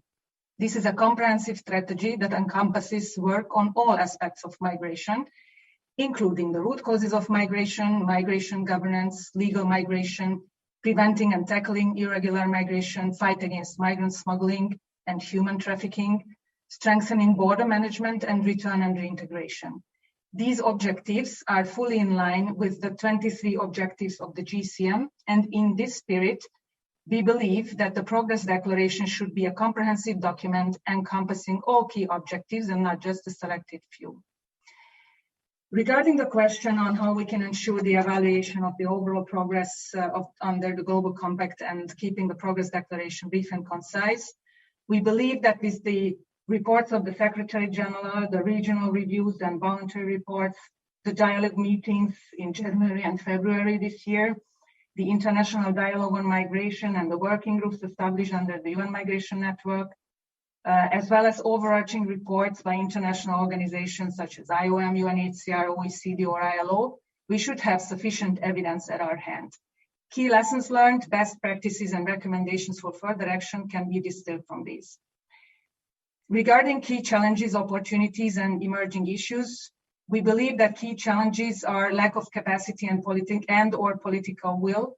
It is all the more important to keep a comprehensive approach so that all member states, countries of origin, transit, and destination alike stay engaged and can feel their interests are included in a spirit of responsibility and burden sharing. In our view, key lessons learned from the COVID pandemic for mobility and best practices would be important to be reflected in the Progress Declaration, including how we integrate migrants in national, global, and regional responses. Capacity building, in our view, is another point to be reflected. It is important to gear up support on capacity building and support for putting in place tailored and adequate migration policies based on lessons learned from the pandemic. Capacity building on all aspects of migration is a priority for the EU in our engagement and cooperation on migration with partner countries around the world. As just discussed in the International Dialogue on Migration meet last week, we also consider that lack of legal identity remains one of the key challenges. It is a key enabler on migration, but also a basis for all kinds of public policies and access to state services and processes. International efforts should be stepped up to provide legal identity to everyone. As the report of the Secretary General also underlines, lack of comparable data is also a challenge, and we need to continue working on this under the GCM. There can be no evidence-based policy without appropriate data. We also need to keep promoting a whole of government and a whole of society approach and spend more efforts on including migrants themselves in the discussions and actions, as well as the private sector and international financial institutions. In our view, it is also important to better link migration and development policies and frameworks. In terms of opportunities, we believe that dialogue is the most important and that we continue sharing of experiences, challenges in an open and transparent manner. We call for a pragmatic declaration that does not set additional objectives, and we remain engaged in the process and happy to take part in the consultation. Thank you very much for your attention and for all your work. Thank you very much, Köszönöm, Mrs. Santos, for your input and for confirming that the EU institutions are committed to the GCM and to contribute to this process. And thank you also for highlighting the importance of capacity building on all aspects of migration. And we would also, of course, encourage you to share your input in the dedicated discussion space that we have mentioned already before. Thank you very much. I now give the floor to Mr. Bruno Antunes, representing UNCTAD. Mr. Antunes, the floor is yours. Thank you very much. Thank you for giving us the floor, and thank you both for taking up this role in support of the important IMRF process. As you said, my name is Bruno Antunes. I work at the United Nations Conference on Trade and Development, UNCTAD, a member of the United Nations Network on Migration. And my intervention will focus on issues related to the implementation of the Global Compact. This implementation calls for enhanced international cooperation, and further collaboration will benefit from more recognition of the mutually reinforcing role of the Global Compact and the 2030 Agenda for Sustainable Development. The International Organization for Migration and UNCTAD collaborated in producing a toolkit to assist countries in leveraging the linkages of trade and migration. This included the role of trade-driven economic development to minimize the drivers of movement of people and to promote migration as a choice in support of Objective 2 of the Global Compact. It also included the role of trade agreements, which also govern the cross-border movement of persons to supply services as an additional tool to pursue the recognition of qualifications in line with Objective 18 of the Global Compact. The United Nations High Commissioner for Refugees and UNCTAD collaborated to produce tools to leverage entrepreneurship in support of social and economic inclusion of migrants. This enhances their positive economic and development impact in countries of destination and contributes to achieving Objective 16 of the Global Compact. Trade in services can also support financial inclusion and therefore facilitate speedier, safer, and less costly remittances in support of Objective 20 of the Global Compact. Digital financial services have played an important role in reducing transaction costs in remittance transfer. Access to financial services, such as diaspora funds and bonds, also provides options to use these private resources to participate in development-related investments. All the linkages between development and migration need to be considered in moving forward with the implementation of the Global Compact. We will upload these few thoughts to the discussion space, and UNCTAD will continue supporting collaborative efforts that build on the synergies between the 2030 Agenda and the Global Compact with a view to advancing both agendas. Thank you very much. Thank you very much, Mr. Antunes, for UNCTAD's contribution and support to this process, focusing on the clear links between the GCM and Agenda 2030 and also the trade agenda. Thank you very much. I believe we will also soon be at a point where we will close the list of speakers for this town hall briefing. Thank you all for your participation, and I'll now give the floor to the next speaker on our list, Mr. Vladimir Pascual Revello, representing a Migrant Diaspora Association. You have the floor, sir. Thank you very much. First off, I'd just like to congratulate the two representatives for their coordination. Yes, we are a migrant association. We're also a network of associations. We're also within the Latin American bloc, and we're in Europe with PICOM. So what we actually want as migrants, first off, is we want respect, and we want to basically insist on governments complying with human rights, right to work, the right to not be discriminated against, the right to family reunification. States have to contemplate those elements, and so do we in our discussions.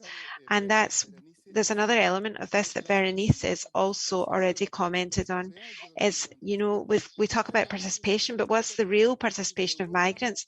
Because there are time zones and timetables and times that we choose for these calls that people can't participate in because they're working right now. In Europe, it's the middle of the working day. And so they have to decide whether they can participate or not. And so obviously big NGOs can participate quite easily, but obviously as small scale diaspora representative associations, we'd like to participate, but there are certain obstacles in our way, and we'd like our participation to be facilitated, and I'd like you to contemplate that, and we'd like to insist on governments having to see through on their commitments, but in a real way, because they all say, you know, talk shop wise, we all comply with human rights, but we need to see that reflected in labour rights as well, and we need to have right to political participation. We have a Parisian mayor who's of migrant seeds. She's descended from migrants, so we have to have more people like that open the space for discussion and social participation. Thank you. Revello, also for highlighting the importance of including migrant voices in all the different languages, and we really appreciate that we can have today a multilingual discussion, and thanks again to the interpretation that is provided for this town hall briefing. I will now just to speaking about multilingualism, I also wanted, of course, to confirm that the inputs in the dedicated discussion space can be provided in the original languages that you are using.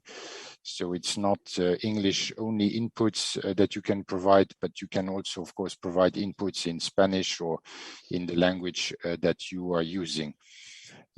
With that clarification, I will now call on the next speaker, Rinche Rodenburg, representing the organization Idas y Vueltas. Sí, buenos días desde Uruguay. Quisiera aportar dos temas. Thank you very much. I'm speaking to you from Dubai. I'd like to speak about two things. You know, so civil society lives on the front line.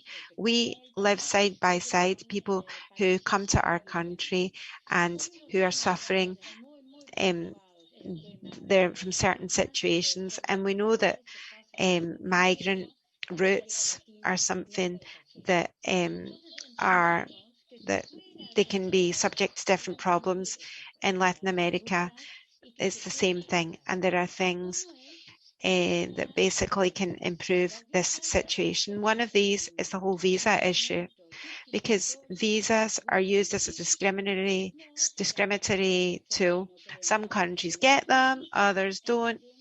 And so by getting a visa, we understand that this is not a positive instrument when we talk about migrants' rights, refugee rights, when the whole process is discriminatory. We've been going through the exodus of Cuban migrants that were living in Uruguay, and they took unofficial routes to the US. We're talking about 2 to 3 months of a really perilous journey on rafts, basically, and I think that's something that we should all bear in mind. And we know that we have to have countries that basically let people in without visas, and we know that this is reduced to 2 to 3 weeks of a journey. We know that obviously it's a step forward, it's not enough, but we shouldn't have to be conditioned by visas or not. Antonio Gutierrez said it some years ago. We know that visas, there's different authorities that think visas are going to limit people coming in. They don't limit anything. All they do is put stones in people's ways, literally, so as to give you that anecdote or that analogy. And we're very, very concerned by this, and I think it really is reflective of a lack of knowledge of what we're actually going through at the moment. And we need to pay special attention to mental health, and this is something that should be given as much importance as accommodation or as provision of food. And so I think that when we're talking about people that have been on the move for 2, 3, 4 years, children that don't smile, they don't cry anymore, they've just lost all sense of emotion, they don't socialize, they're so traumatized. So it's mental health, it's not just food and drink or somewhere to sleep. It's a real call I'm making to you here. I'm pleading with you, because we have to fight for these people. We all know people that have been in one country and another and another and another, and they come and they're absolutely exhausted. And we know that it's really so difficult to start off again when you've got this emotional load and you've got this mental health damage, like a lot of people have, you know.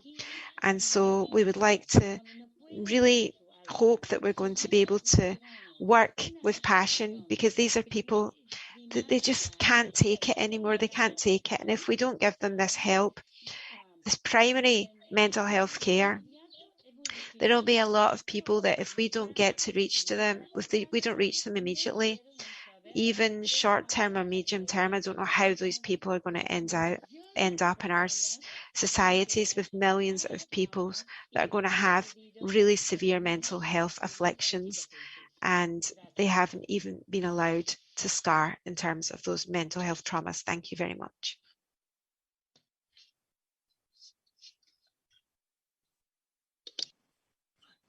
Thank you very much. Muchísimas gracias, Señora Rodenburg, and thank you for your passionate plea for mental health of migrants that goes through a lot along their journeys. Thank you very much for your contribution. I will now call on Fatou Jagne of the Network of Girls Against Human Trafficking. You have the floor. Thank you. Good afternoon, everyone. I am so delighted and Congratulations, first of all, to you both. And I really, really appreciate this platform. And thank you for giving me this opportunity. My name is Fat Jang. I am from the Gambia, West Africa. I can say a victim or a survivor of human trafficking. In 2015, I was trafficked to Kuwait. And I thank you so much for seeing someone represented in Kuwait. We are all one wall, and I believe in that. So that the gentleman try to help and see how best we can help each other, to move this world forward. And special thanks to the UN, in any department or any UN agencies, because always I do my best to follow this migration stuffs and human trafficking stuff, so that I can raise awareness in our society like the Gambia, where I am, and the entire world. I use my platforms on social media, Facebook, Twitter, Instagram, to sensitize the world on human trafficking, because I am a survivor, or I can say I am a victim of human trafficking, who needs this type of platforms, to educate or to sensitize or to raise awareness and advocate, and help other people. I am not supported by any government institutions or any organizations. Since I was trafficked in 2015 and I come back in 2017, I tried my best to raise awareness, because I feel like, yes, I am poor. Due to poverty, maybe it leads me to be trafficked. I feel like I can do something to help the world, even if I am not rich. I tried my best to be in these platforms. It's not easy, because I can say that I am the only victim or a survivor of human trafficking who is in this platform. Now I am here for them. I am here to see that their voices are heard, because I see so many contributions here, which I feel like they talk for me. They were saying stuff for me, like they should respect migrants, the human rights of the migrants, and some of them talks about human trafficking, which I really, really appreciate. As a survivor, I like platform that I am open to talk about my experience and what I want as a survivor or as a victim, so that we are respected. We are invited in this type of platforms, because since I came back to the Gambia or in Africa in 2017, I made something like to help other victims who are trafficked to other countries like Lebanon, to come back to the Gambia. Example, like 28 young people, and they are all women, to come back to the Gambia. I have that documentary that I would love to share with you. It's a 16-minute documentary. If you want, you can watch it. If you want, people can stay after this program to see my achievement. But still, I am not sponsored by any government institution or anyone. But I feel like I am doing something for my society, for my people, for Africa, for the entire world.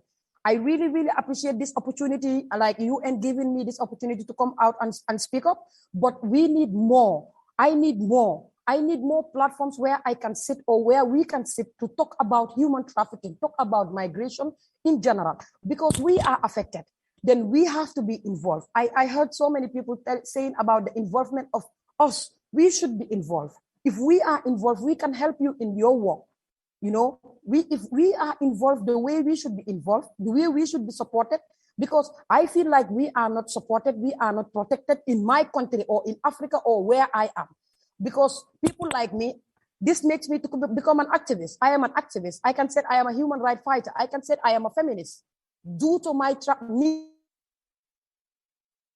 a professional, but I put those aside to talk about migration and human trafficking and to do something on it, because I am a victim or I am a survivor. I need these platforms so that we can do many things to help. I have a Facebook, I have a Twitter. I use this name, Fat Jang the Activist, the name I have here. I have an email. I just want to be involved so that the world will know that this is true, because I believe that my people still, they don't know what human trafficking is. They don't still understand about migration. It's our duty. We should be involved. When they are making these laws, they should involve us. In my country here, you will just wake up in the morning, you see them making a like laws which we are not involved. Our own law, like law on migration or human trafficking, whilst we are not involved. I am not involved. The migrants are not involved. The people who were deported, or the young people who were, like, young people are not involved in my country, which is really, really sad. And I want to change that narrative. I want to change that mentality. like everywhere in the world, not only in Gambia or in Africa, but everywhere in the world. Thank you for giving me this opportunity. I have a lot to talk, but I can't say everything. Thank you. Thank you very much. Indeed, we have a lot to share, and I would encourage you also to share more material if you have on our dedicated discussion space. Thank you for bringing the voice of. But as you said, for sharing the stuff. I cannot, like, I don't know many things on internet, you know, even on gadgets, but I tried my best. I can't share anything, but I can also, I can share my screen so that everyone can watch what I have. But if I have a support from someone who can help me to share those stuffs, I can. Because of me being traffic makes me to open an internet to communicate on internet, but I don't know much things on internet, on social media, you know, but I tried my best.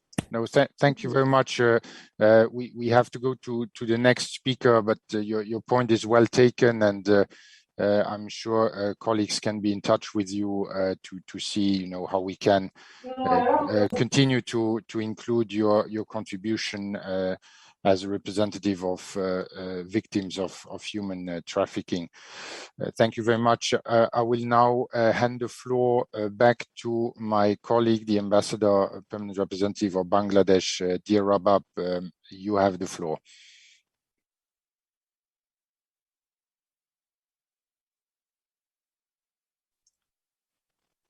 I just hear that my colleague has been briefly disconnected. I will then continue and call on the next speaker, Alte Solberg, representing the Platform on Disaster Displacement. Mr. Solberg, you have the floor. Thank you so much, Ambassador, and joining the others to congratulate you and your colleagues with your appointment. Thanks a lot also for inviting the Platform on Disaster Displacement, PDD, to take the floor in this important stakeholder consultation on the Progress Declaration. I'm speaking to you today in my capacity as head of the Secretariat of the Platform on Disaster Displacement. My name is Atle Solberg. The PDD is a state-led initiative tasked to support the implementation of the Nansen Initiative Protection Agenda. It is important for us that the PDD and the Nansen Initiative Protection Agenda are explicitly mentioned in the Global Compact for Migration in Objective 2. Consequently, it has been a priority for our steering group since 2018 to work with states and other stakeholders to promote and develop comprehensive and integrated approaches to address the challenges of human mobility in the context of sudden onset disaster and slow onset events and processes linked to the adverse effect of climate change. We welcome the findings and recommendation of the Secretary General's report on the GCM, which notes that climate change is a defining challenge of our times. Moreover, last week, we learned from the Intergovernmental Panel on Climate Change, IPCC, that climate and weather extremes are increasingly driving displacement in all regions, with small island states disproportionately affected. Moreover, in the mid to long term, displacement and migration will increase with intensification of heavy precipitation and associated flooding, tropical cyclones, drought, and increasingly sea level rise. There are a few implications of this for the discussion today on the IMRF Progress Declaration. One, the IPCC report provides further evidence recognizing that climate change and other natural hazards are already driving human mobility. Second, the report points to the need to start preparing for more of such movement internally and across borders. The report also highlights the importance to add safe, orderly, and regular migration to the existing climate change adaptation toolkits and policy instruments. It is also clear that action to combat climate change and its consequences requires policy coherence between the GCM and other applicable policy frameworks, such as the United Nations Framework Convention on Climate Change, UNFCCC, the Senda Framework for Disaster Risk Reduction, and the 2030 Sustainable Development Agenda. The Progress Declaration may include specific recommendations calling for integrated approaches and policy coherence in support of building resilience and reducing displacement risks. Another challenge and key area is the availability and flexibility of pathways for regular migration in climate change and disaster context. While many effective practices already exist and are being used, they can be made more flexible, predictable in their use, and be scaled up. The Progress Declaration could focus on how to enhance and encourage the application of safe and regular migration pathway in disaster and climate change context. And we from PDD will be happy to share examples of such effective practices and innovative practices with you in writing. Before I end, dear ambassadors, you asked in the invitation to this meeting how we can ensure the evaluation of the overall progress of the Global Compact and how we can effectively assess further implementation of the Global Compact. Together with IOM and partners, the PDD, we are developing a baseline mapping on the implementation of commitments related to addressing human mobility challenges in disaster and climate change context under the GCM. The aim of this exercise is to, on one side, establish a consolidated baseline of information on existing national policy and legal instrument across several key policy sectors that are relevant in addressing human mobility challenge in disaster and climate change context. And secondly, to support member states in their voluntary monitoring and review efforts to this end under the GCM. In the weeks ahead, we stand ready to share relevant findings and recommendations from our work and from this baseline mapping.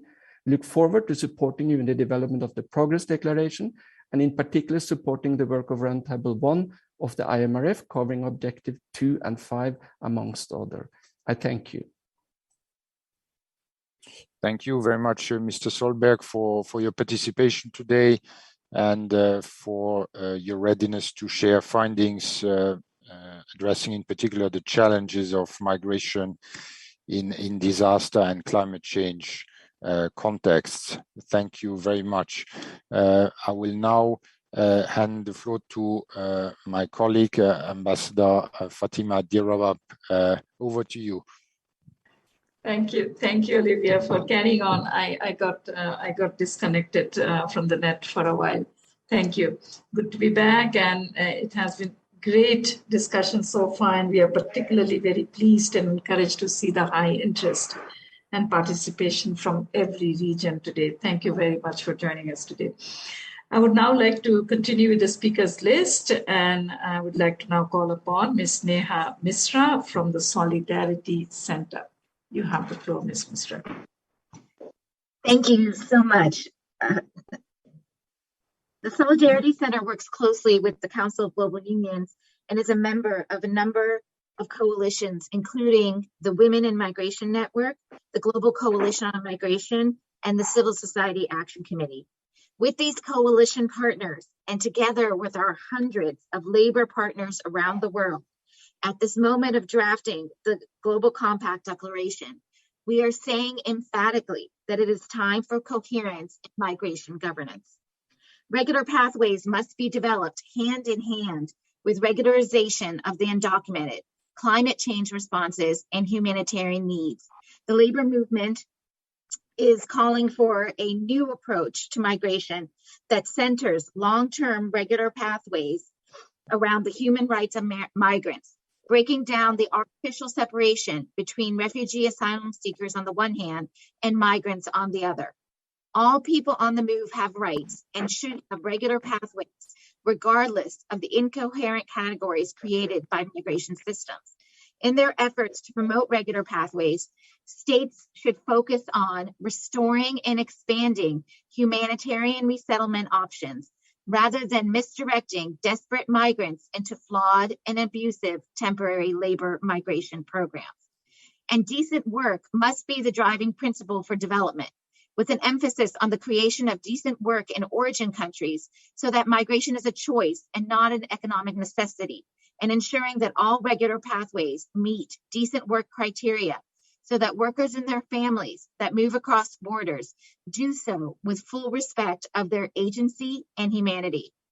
The strategies enacted in response to the Global Compact must protect and empower workers in countries of origin, transit, and destination, and produce positive labor market outcomes for all working people, regardless of race, gender, or immigration status.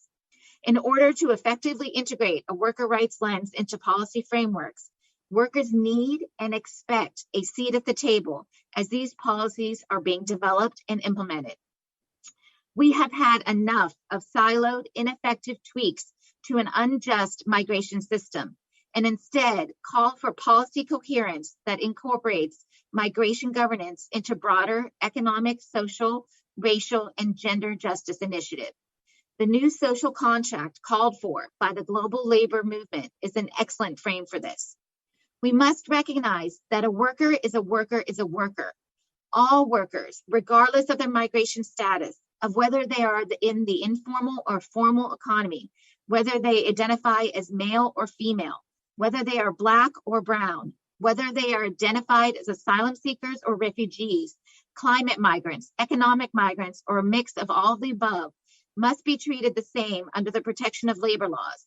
And in particular, we must move beyond the flawed language in the Global Compact and instead adhere to the ILO principle that all workers have the freedom of association, right to organize, and collectively bargain.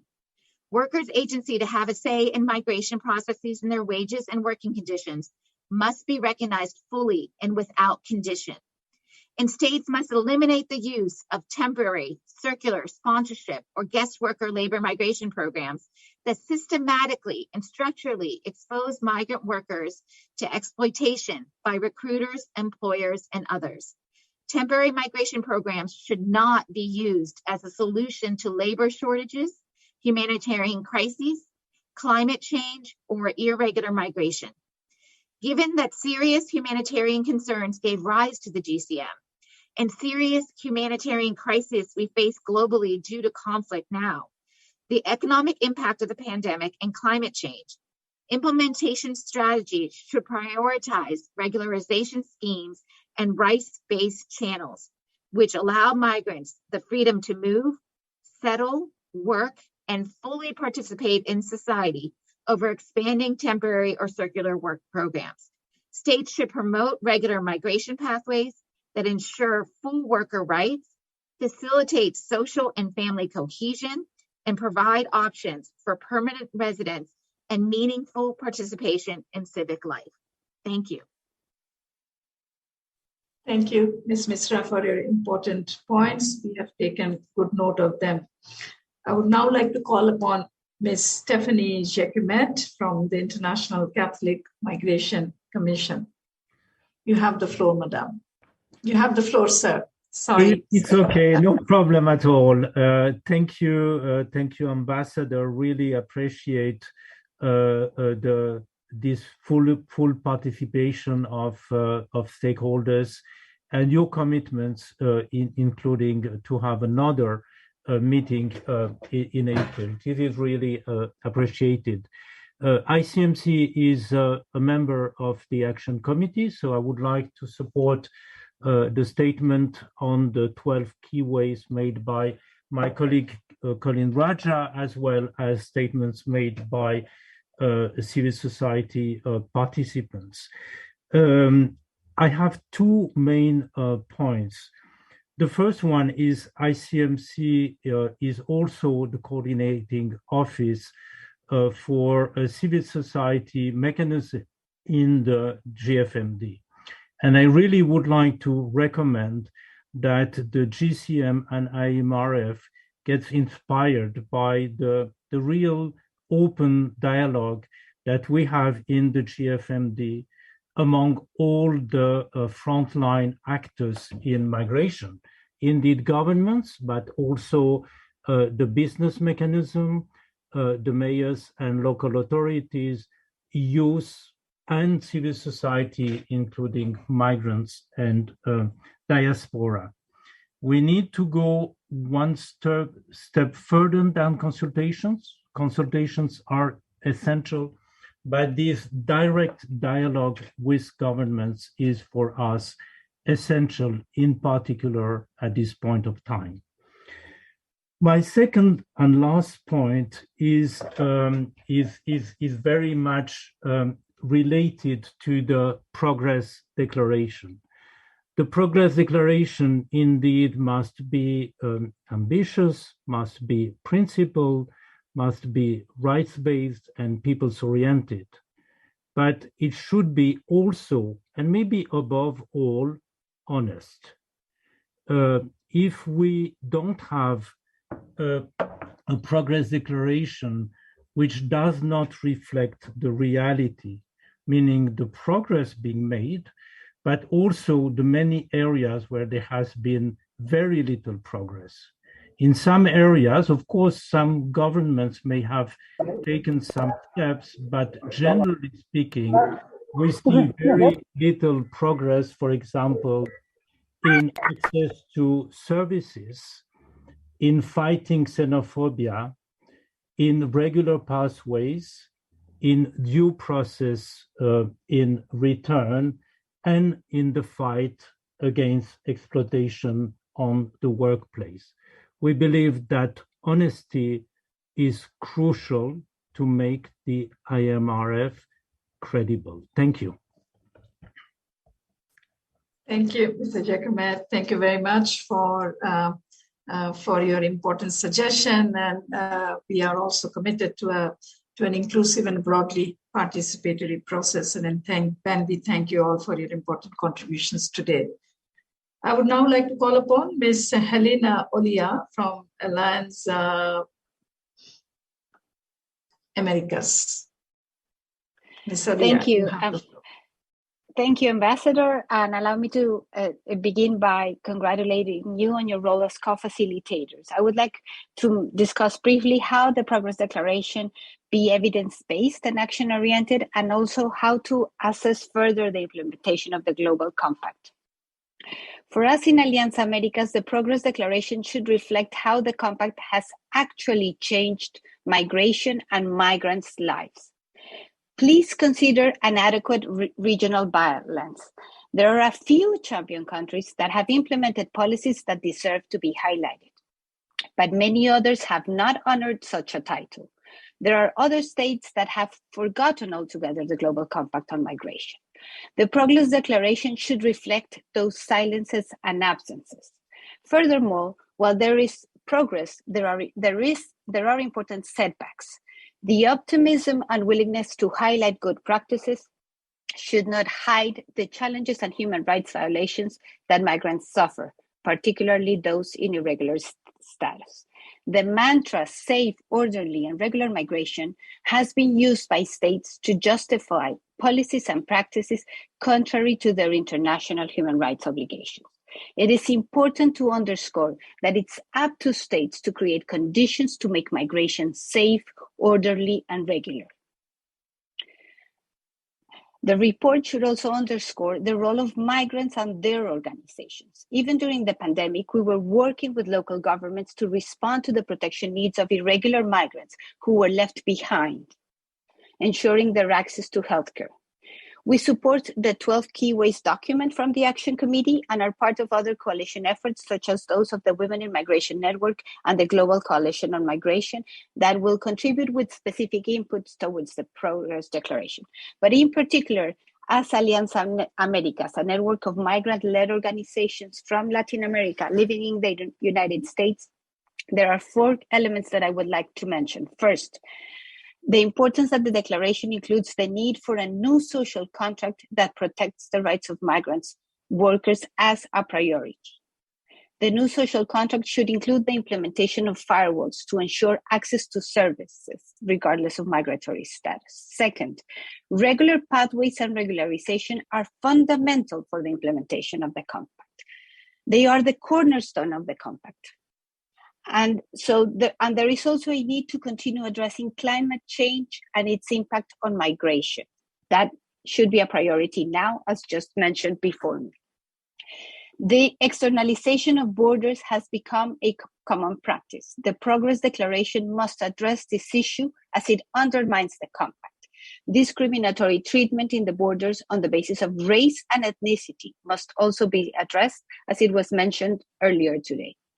Detention of migrants and deportations should be decreasing, but they are painfully increasing. The Progress Declaration should refer to this topic, highlighting that states must find other solutions to immigration enforcement. Finally, the implementation of the Global Compact can certainly be more decisive and effective than what it has been until now.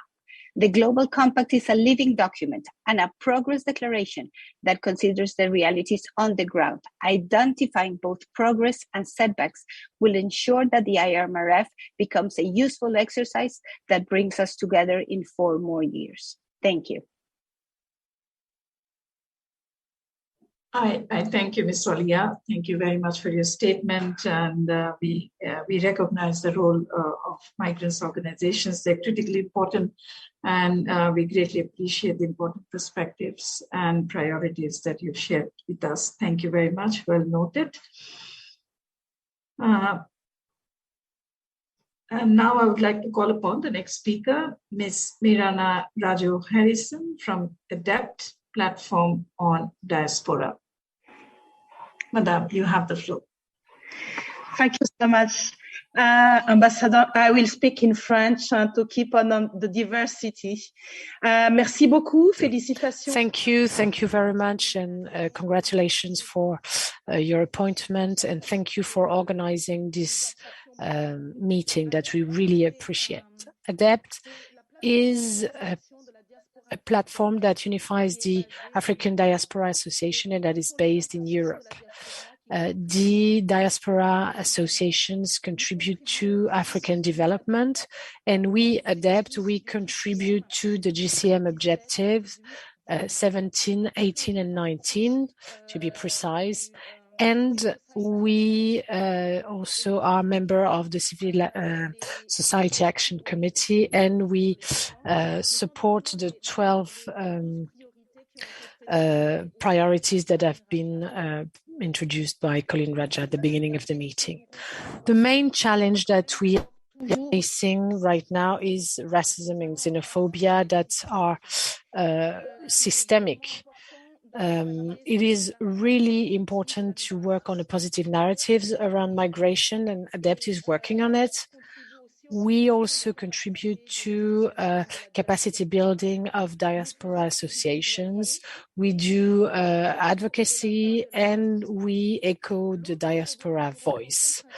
Another challenge that we're facing as a diaspora association is a better recognition of our contribution.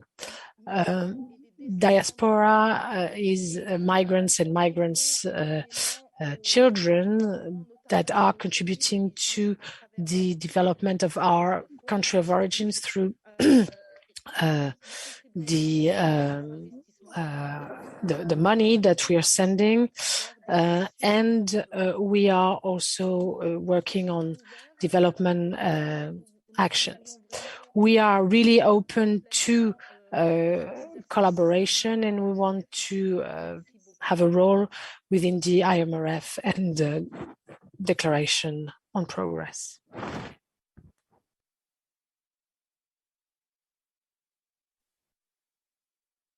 Thank you very much. Thank you very much, Ms. Raju Harrison. Thank you. I had some network issues. I couldn't get all your full statement, but I'm sure my colleagues have taken good note. I would now like to give the floor to Mr. Christian Wolf from ACT Alliance. Is she sleeping? Yeah. You can keep her. Yes, Mr. Hello. You have the floor. Thank you very much, Ambassador, for giving me the floor, and indeed for committing so publicly to having an open and transparent process. I'm speaking on behalf of ACT Alliance and as a steering group member of the Climate, Migration and Displacement Platform. ACT is also a member of and supports statements contributed by other members of the Global Coalition on Migration and the Civil Society Action Committee. I would like to focus on the GCM's call for increasing and diversifying regular pathways for migration in Objective 5, and to illustrate its significance using the discussion around the growing impact of climate change on people's mobility. While states generally grant access for regular pathways for a variety of reasons, including for labor migration, education, family reunification, or to respond to humanitarian needs, there is still a significant mismatch between the amount of discretion used in offering such pathways and the needs and aspirations of migrants. The current system holds hostage their dignity, as expressed in their ability to dream, plan, and make choices, and for many to survive. At a time when the IPCC Working Group 2 report has just forcefully reiterated that we are in the midst of a climate crisis, we cannot afford to ignore the GCM as a tool to achieve rapid progress and to improve the predictability of relevant policies. The inclusion of migrants themselves in the developing of policies, the assessment of pilots, and the projection of current and future needs is not only imperative from a rights-based perspective, but can also help counteract negative migration narratives driven by uninformed top-down policymaking. Therefore, the Progress Declaration should call for, number one, a mechanism to document and assess both the demand of states for regular migration pathways to strengthen their economies and societies, including unbiased and independent multi-sectoral labor market analyses, and the demand of migrants to access such pathways to meet protection needs as well as economic, educational, and other aspirations. Two, a survey to assess migrants' perspectives on the availability, ease of access, and barriers to access to regular pathways to help identify gaps and develop actionable policy recommendations. Three, a multi-stakeholder learning platform to exchange experiences and discuss obstacles encountered during the implementation of regular pathways, in particular when translating pathways models from bilateral to sub-regional or regional formats. Four, an independent review of existing and emerging discretionary pathways designed to respond to acute protection needs, including in the context of climate change and environmental degradation, to assess their human rights compliance and work towards making the protections they grant legally enforceable. Five, an acknowledgement of the findings of the latest IPCC report to note that adaptation has been insufficient but is still possible, but that this requires scaled up financial resources, starting with those that have already been committed but not yet delivered. And finally, an assessment of the need for new types of regular pathways in an era of loss and damage, including resettlement and planned relocation, to respond to the expected effects of slow onset events in particular.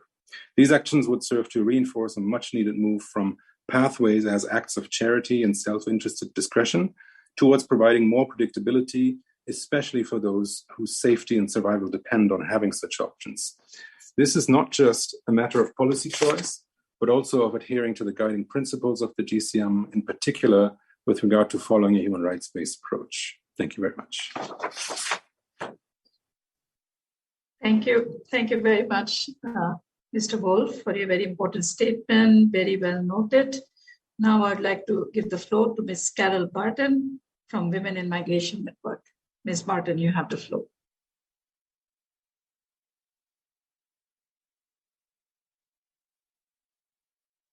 Ms. Carol Barton, you have the floor, madam. Yes, sorry for the delay in connection, and thank you very much for the opportunity.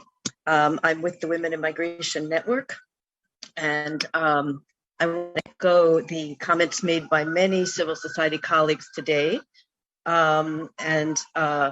I also want to note that we're also part of the Global Coalition on Migration, which will be issuing a spotlight report in April, grounded in migrant experience.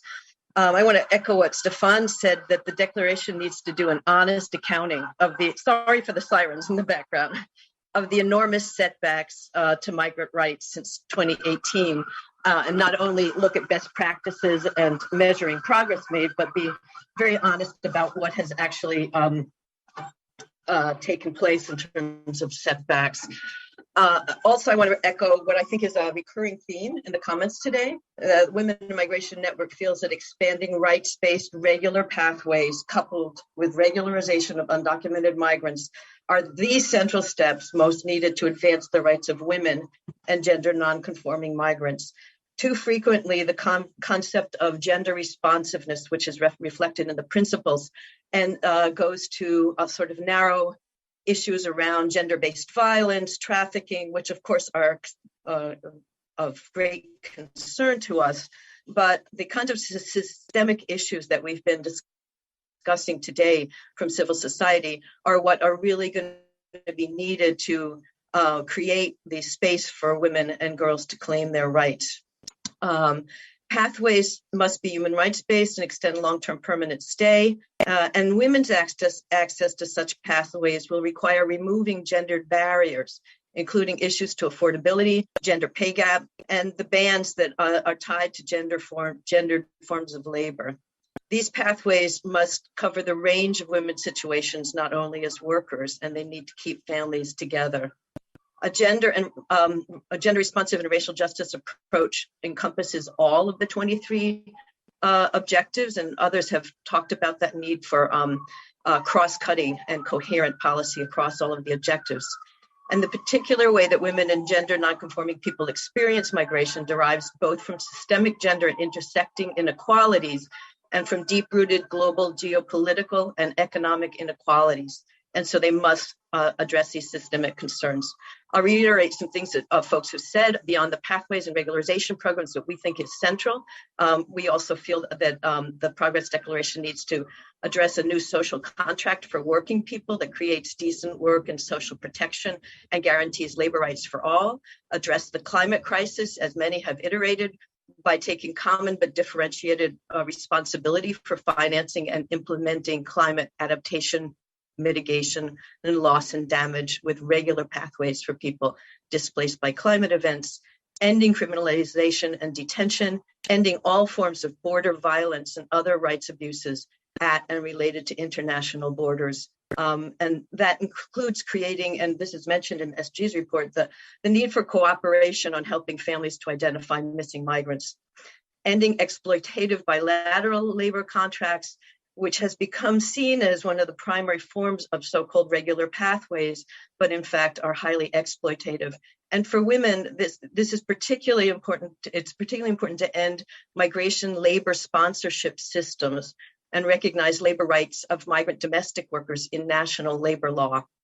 And as my colleague Michelle Lavoie noted, we need to assure that migrants have access to services regardless of status. Women in Migration Network is part of the Feminists for a People's Vaccine.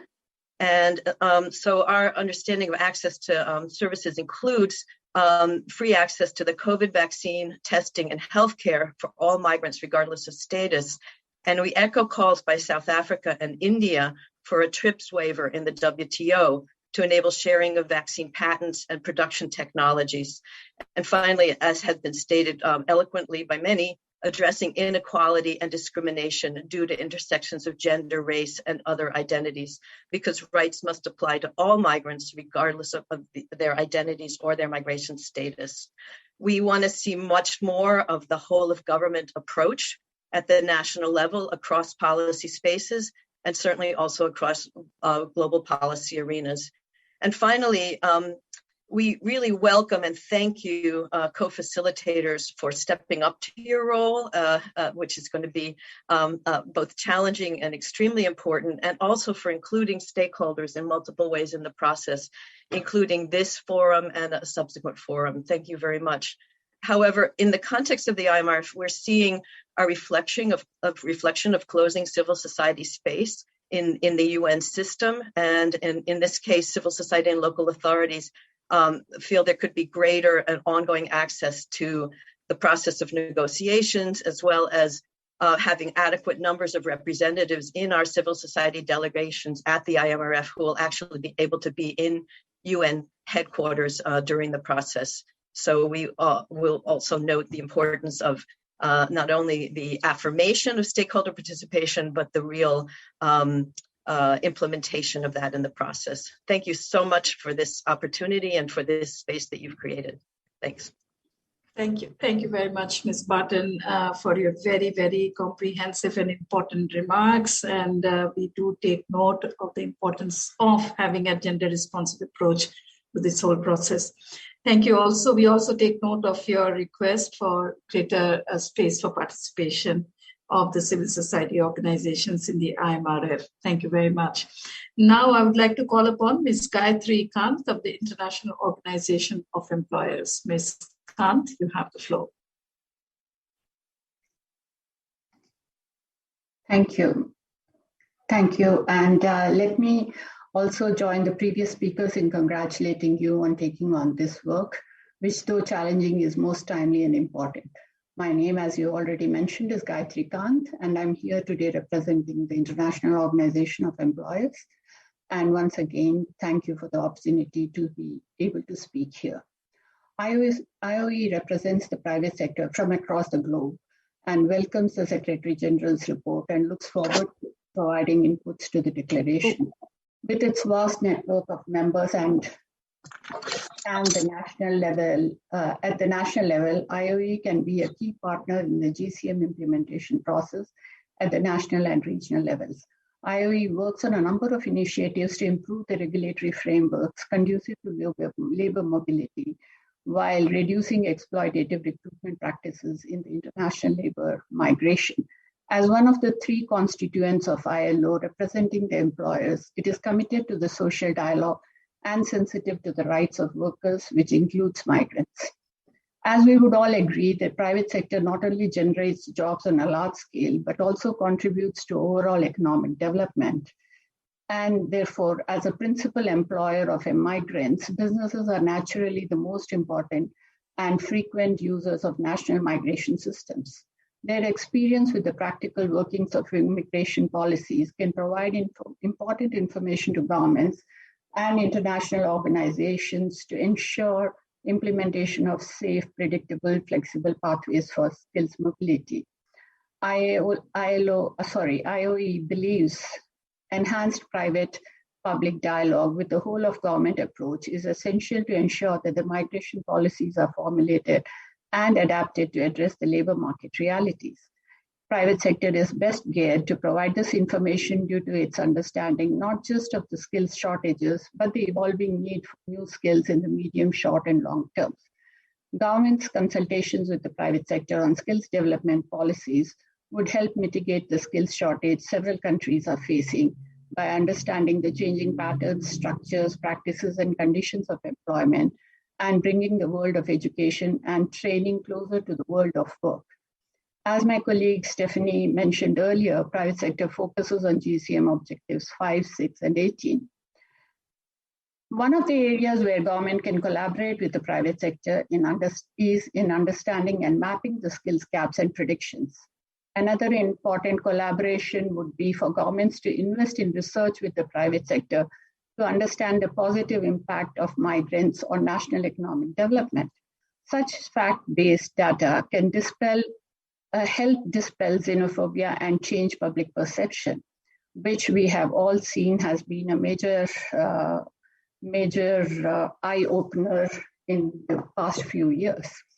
Though not related to the Progress Declaration itself, I would like to highlight that during the summit, we are planning on presenting the employers' declarations on labor migration governance from African and Asian regions. We have launched a global survey of the private sector on their needs and assessments of the national labor migration policies. We believe this survey would provide important ingredients to future discussions. The Business Advisory Group on Migration, as presented by Stephanie, represents the private sector in the GFMD. Although we understand that stakeholder engagement at the UN has different processes, we encourage IMRF process to look at the stakeholder engagement of the GFMD, where civil society, business, and mayors are organized through the mechanisms.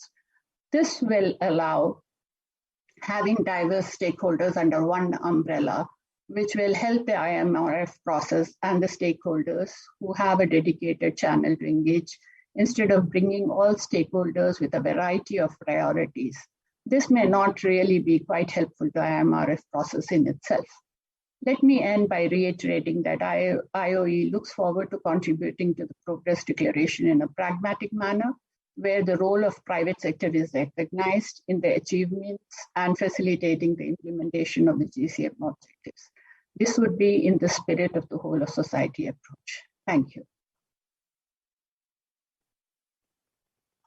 Thank you, Ms. Khan, for sharing the perspective from the employers, and we look forward to your important contribution in the IMRF process. Thank you very much. I now have the pleasure to hand over the floor back to my dear colleague, Ambassador Olivia Mess. Olivia, you have the floor. Thank you very much, Rabab. I will now, give the floor to the next speakers. We have 8 speakers remaining on our list. So if I could kindly request that you observe the time limit, since we are getting to the end of the allotted time for this town hall briefing, and I appreciate also the fact that for my colleague Ambassador Fatima, who is right now in Bangladesh, it is already quite late.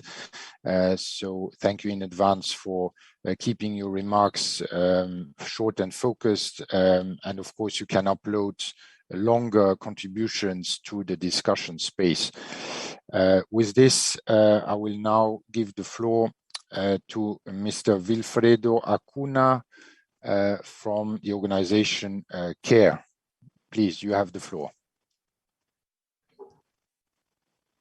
Muchas gracias, señor. Thank you very much, Mr. Ambassador. I'm going to be quite brief in terms of my proposals. I think we've already heard quite a few different elements as regards the International Review Forum and as regards the implementation of the Global Compact.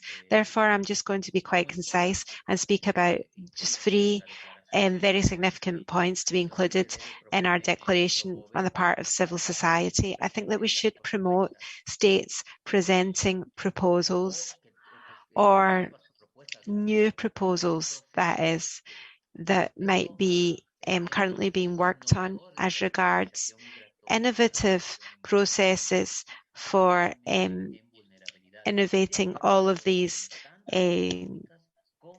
different challenges, such as economic and documentation challenges.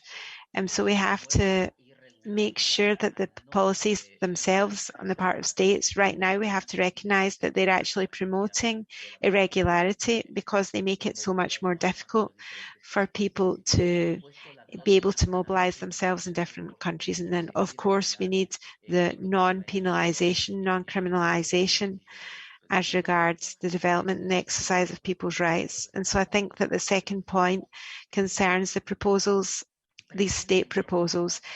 States have to present these proposals for this integration and inclusion of this population, migrant population, in terms of human mobility for the development of their own countries. So that really is fundamental, so as to avoid that double citizenship, if I can call it that, that can sometimes come about in certain countries. And we can see that we need to accompany migrants or accompany states when it comes to the introduction of these mechanisms that should include dialogues with permanent proposals. We've said this time and time again, of course, here that we really do value migrants' participation in all of our discussion spaces when it comes to adopting public policy. Thank you very much.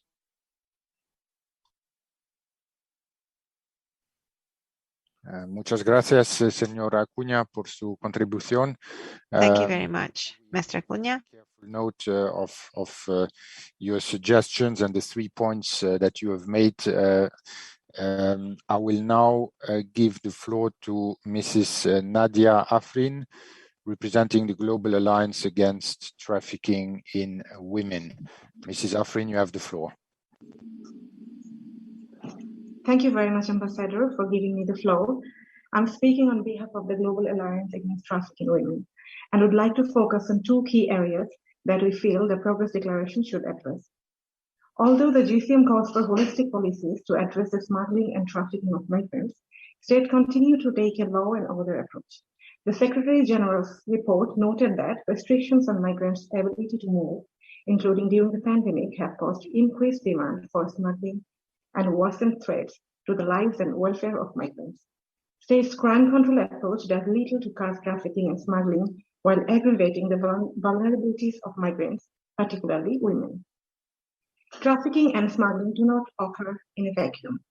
The Progress Declaration must call on states to focus on preventing trafficking by creating and guaranteeing decent work, ensuring social support, and providing more regular pathways for migration, rather than on punishing organizations and individuals providing crucial and often life-saving assistance.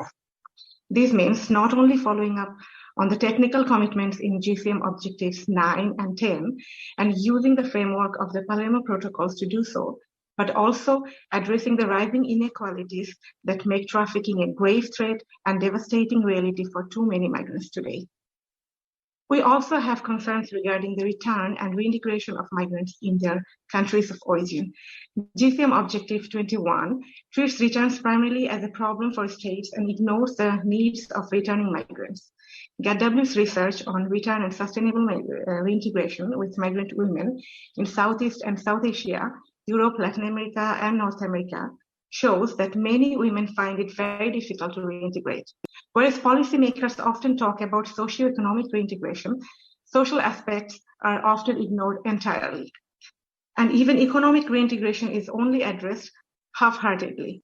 In addition, the very concept of reintegration assumes that there is a social and economic environment into which these women could easily be reintegrated, which ignores the fact that in many cases, gender-based violence and gender discrimination, as well as the lack of decent work opportunities at home, were key factors in women's decision to migrate in the first place.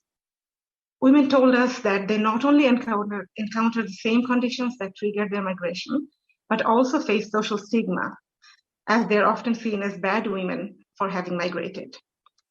Wherever government support is nominally available, women reported obstacles to accessing it, including overly bureaucratic application procedures and narrow eligibility criteria. States need to better understand the needs and challenges of returning migrant women and design holistic solutions with their active participation in line with the GCM's whole of society approach. The UN Network on Migration should consider the establishment of multi-stakeholder learning platforms, bringing together countries from relevant migration corridors. And the Migration Multi-Partner Trust Fund should prioritize consultation and research with migrant women, which should be supported by coalitions of donor countries to prove that their interest in returns goes beyond the effective management of migration flows and that they are willing to help address the underlying issues. Please note that we will be posting additional and detailed recommendations in the dedicated online discussion. Thank you. Thank you very much, Ms. Zafrin, for your contribution and your concrete suggestions for the work on the progress declaration, in particular, the need to address challenges faced by women migrants.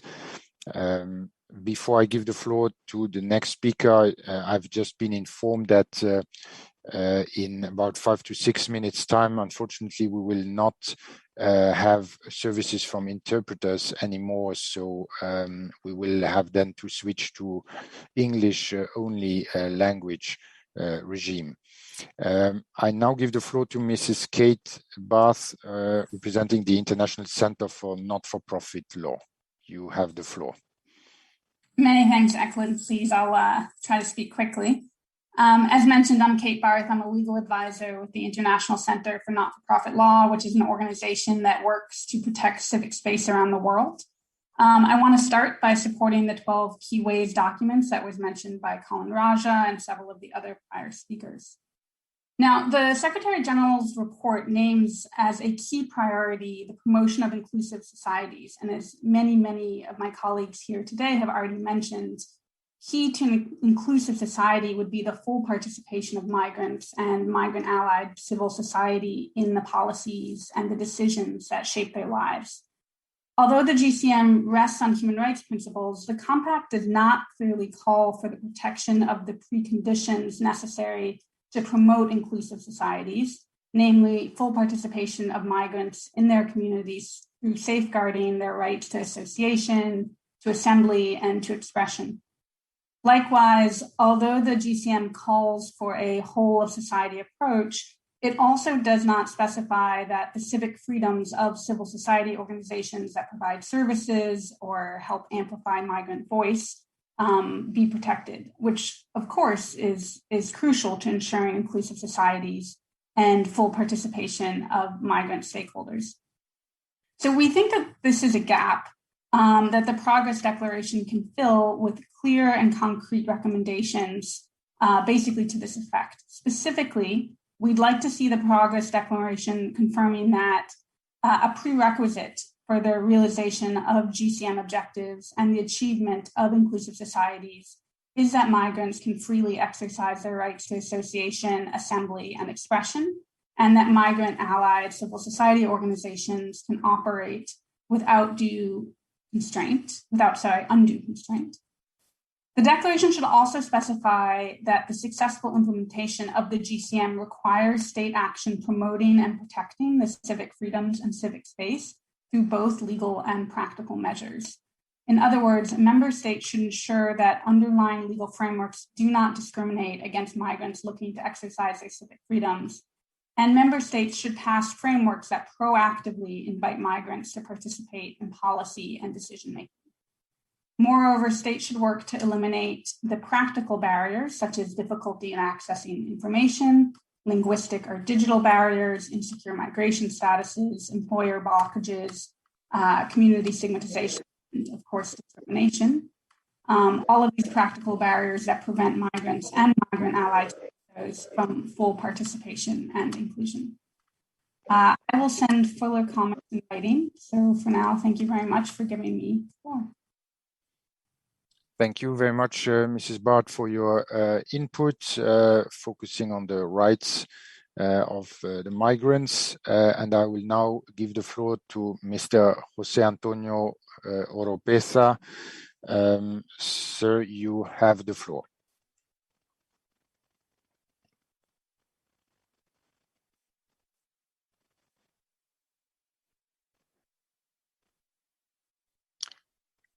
Sí, muy buenas tardes. Muchísimas gracias a todos los presentes. Thank you very much. Thanks very much to all of those here. My name is Jose Oropesa.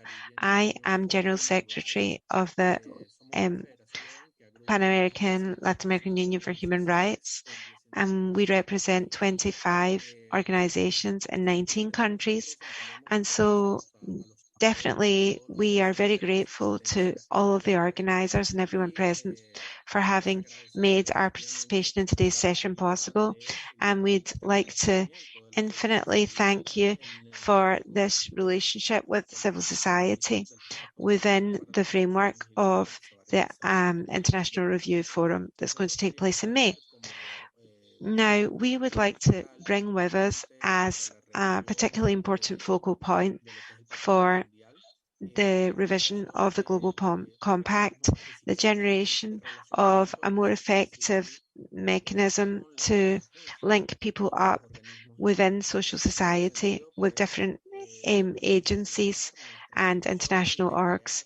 And in that vein, we'd like to repeat our intention to create a directory to do such so that we can work for human mobility, human rights, and basically to lift all the barriers in migrants' pathway in the respective countries. And we feel that this relationship and this coming together of the civil society with the rest of the stakeholders generates more responsibility within those social society organisations and as regards an effective relationship with the different international orgs. And as a consequence, the resources that are set aside to help migrants and to bring about a more secure, organised and regular migratory pathways do translate into results. And we consider it to be fundamentally important, and we've said so in the different meetings that we've participated in within the creation of the different outcomes of the 4 thematic roundtables. We've talked about a differentiated approach for older adults, because we're talking, about 3 big groups. Obviously, we've got migrants and refugees, Syrians number 1, Venezuelans number 2, and now with the crisis, we're going to have the Ukrainians in 3rd place. So we have to have studies with differentiated focuses for older adults. We have to understand that it's not just children that have got an increased vulnerability, but it's now also the elderly. The elderly really are a group that we have to attend to, and we have to really help overcome situations of vulnerability in a more formalized and easy fashion. So that would be our points of view from the Pan American Rivera Union. And so on behalf of the 25 organizations present in those 19 countries that I represent, from the US to Argentina, and then we've got Curacao, Bonaire, Trinidad and Tobago, Dominican Republic, and San Martin. Thank you very much. Thank you very much, Mr. Oropesa, for your contribution and your advocacy for better coordination between civil society and international organizations on the issue of migration. I will now give the floor to Mrs. Carolina Gotardo from the International Detention Coalition. Hello, many thanks for the floor, and thank you so much for convening this meeting and for your commitment to convene other meetings in the future, and for engaging with stakeholders, which we really appreciate. I'm representing the International Detention Coalition, IDC, and we are a global coalition of 400 civil society organizations and experts working to phase out immigration detention and promote the implementation of alternatives to detention. IDC is co-leading the working group on alternatives to detention of the UN Network on Migration, alongside with UNICEF and UNHCR, to support the implementation of Objective 13 of the GCM. We're also members of the Action Committee, and we support statements by the Global Coalition on Migration and Women in Migration Network. We believe it is key for the Progress Declaration to reaffirm the GCM and place the focus on the guiding principles to strengthen the implementation following the IMRF. The IMRF is the starting point. It is important that it acknowledges where progress has been achieved, and it touches on the challenges and the worrying trends, while also proposing a way forward. Because ultimately, the Progress Declaration needs to aim at positively impacting migrants' lives. And this will make it meaningful, and actually will be the measure of its true success if it impacts migrants' lives. Regarding Objective 13, we have seen some promising practices, particularly on the work to end child immigration detention, and also some momentum during the pandemic in terms of releases from detention. And practice has shown, even if briefly, how immigration can be governed without immigration detention. We have also witnessed sadly, increased use of immigration detention in many contexts, and an overall trend towards increased criminalization practices. So a lot remains to be done in terms of the implementation of this objective. And the Secretary General's report comprehensively touches upon both the progresses and the challenges. We also consider important to highlight a specific methodology developed to further implementing the Objective 13, which is peer learning exchanges, co-hosted by governments, the UN Network, and civil society members of the Working Group on Alternatives to Detention. The Progress Declaration should include this type of learning exercises as a methodology to approaches. As we progress in implementing the baseline created by the GCM, we need concrete measures to phase out immigration detention. And this peer learning enables learning from countries that do not use immigration detention as part of their migration management systems, and also from the work of many alternatives to detention implementers, including civil society partners on the ground. The way forward agreed upon on Objective 13 is community-centered, rights-based alternatives to detention that consolidate a casework approach, trust building as an essential part of casework resolution. This system needs to be focused on the rights and the well-being of migrants, and not on approaches based on enforcement and criminalization that are not only damaging but also ineffective. At IDC, we're in the process of producing mapping on detention and ATD in the Asia-Pacific region, jointly with the UN Network on Migration, in MENA with UNICEF, focused towards ending child immigration detention, and also a global ATD mapping. So through this mapping, we're providing evidence and illustrating promising practices on ATD in different parts of the world, and also many of the gaps and challenges that needs to be addressed. And we look forward to sharing these 3 reports with you. It's also essential to recognize the role of stakeholders and the whole of society approach, ensuring migrants' full participation in the process that should be meaningful and not tokenistic, like many others have mentioned today. The role of leaders with lived experience affected by detention is crucial, and needs to be acknowledged alongside migrant-led and grassroots organizations.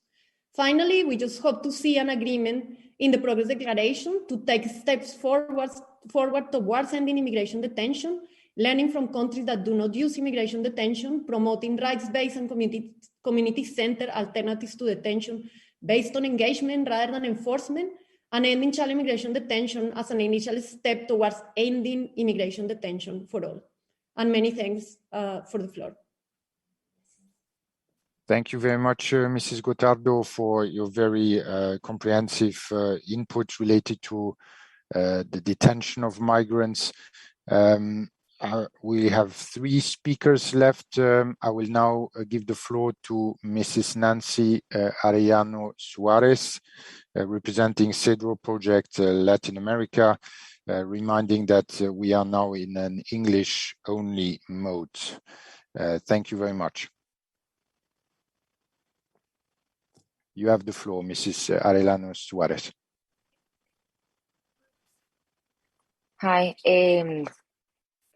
thank you for this opportunity from CEDRO. We are very involved with the migrations project here in Peru. We are concerned about the contradictions between the certain legislation here, and we think that we need to follow in order to make the right approach to the accomplish of the treaty that we have right now in regularization process. 2 laws that are in contradiction, and we need to make a more close follow of the laws in the different countries, because we have very beautiful statements and then certain policies that makes some difficult time for migrants. And right now, in the process of the pandemics, we have like the borders are closed and they are punished with money, several penalties to migrants. And right now, in the middle of this process of regularization, we have a lot of for most of the migrants, and that makes impossible to accomplish the goal that the process of regularization here in Peru follows. Sorry, because my intervention was in Spanish, so I'm dealing with the English right now. But I think that we need to make a right follow of the laws and the contradictions between policies and commitments, because right now we have like two different paths. A very beautiful and politically correct speech, and the policies don't follow that. And we are concerned because we need to make the proper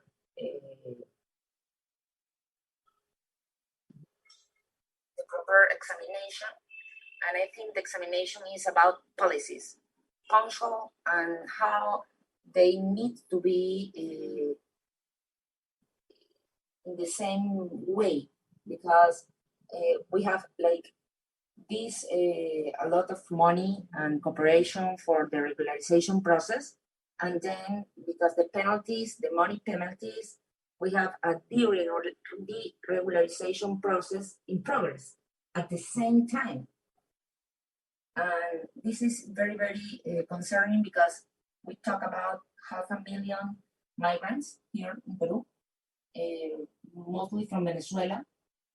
And this is a very important issue, and we think that we need to use platforms like the GTRM, la GTRM, the grupo, la GTRM is an organization for R4B.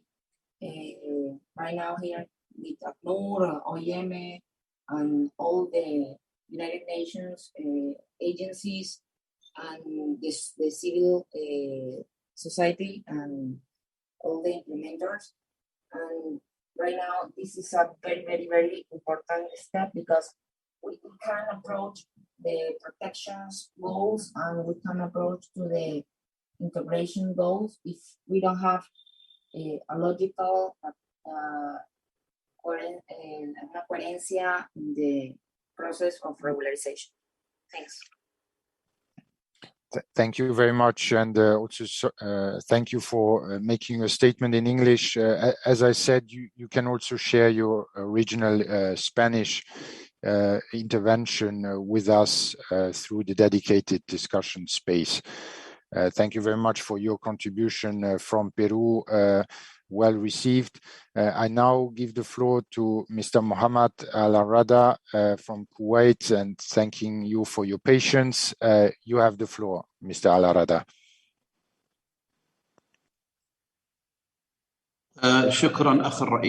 Thank you.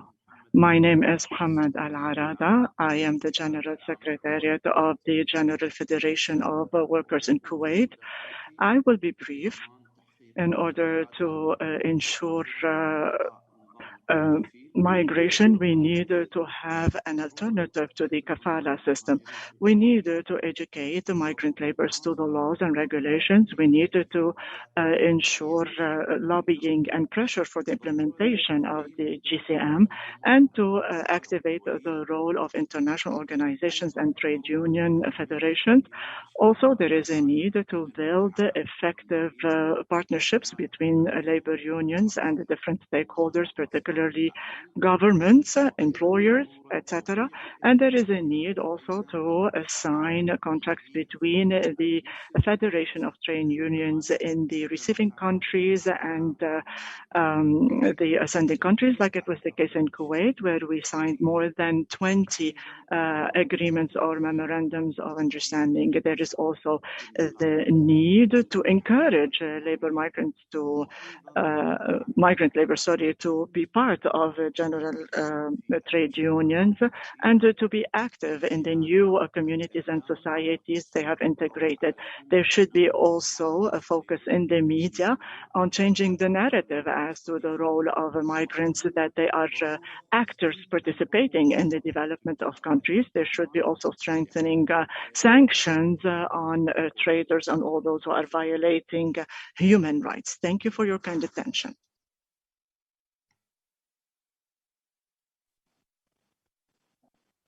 Thank you very much, Mr. Al-Arada, and I was also able to understand, thanks to the fact that our interpreters were still with us. Thank you very much for the contribution from Kuwait, underlining the important role that trade unions play and the need for migrants to integrate the trade unions and the work that you are doing in that respect. I will now hand the floor, call on Mrs. Tiffany Critin from UNODC. You have the floor. Thank you very much. So on behalf of the Interagency Coordination Group Against Trafficking in Persons, ICAT, co-chaired by UNODC and ICMPD, I'd like to congratulate you, ambassadors, for your appointment as co-facilitators. On behalf of ICAT's membership, we offer preliminary suggestions of elements that should be included in the Progress Declaration, noting that a full submission will be sent in the coming days. Vulnerabilities fueling trafficking remain a common reality for migrants at any stage of the migration cycle, who are at heightened risk of being recruited by traffickers into different forms of exploitation, particularly when they have inadequate safety nets.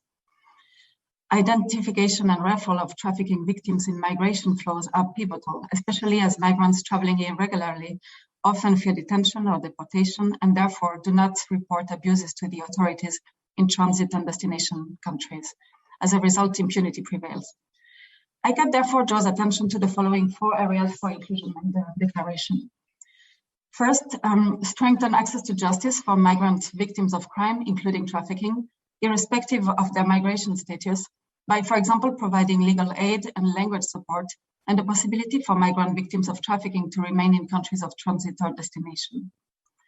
2, as already well stated by other speakers, ensure firewalls between immigration services and other services, such as health services, so as to not deter migrant victims of crime from contacting authorities.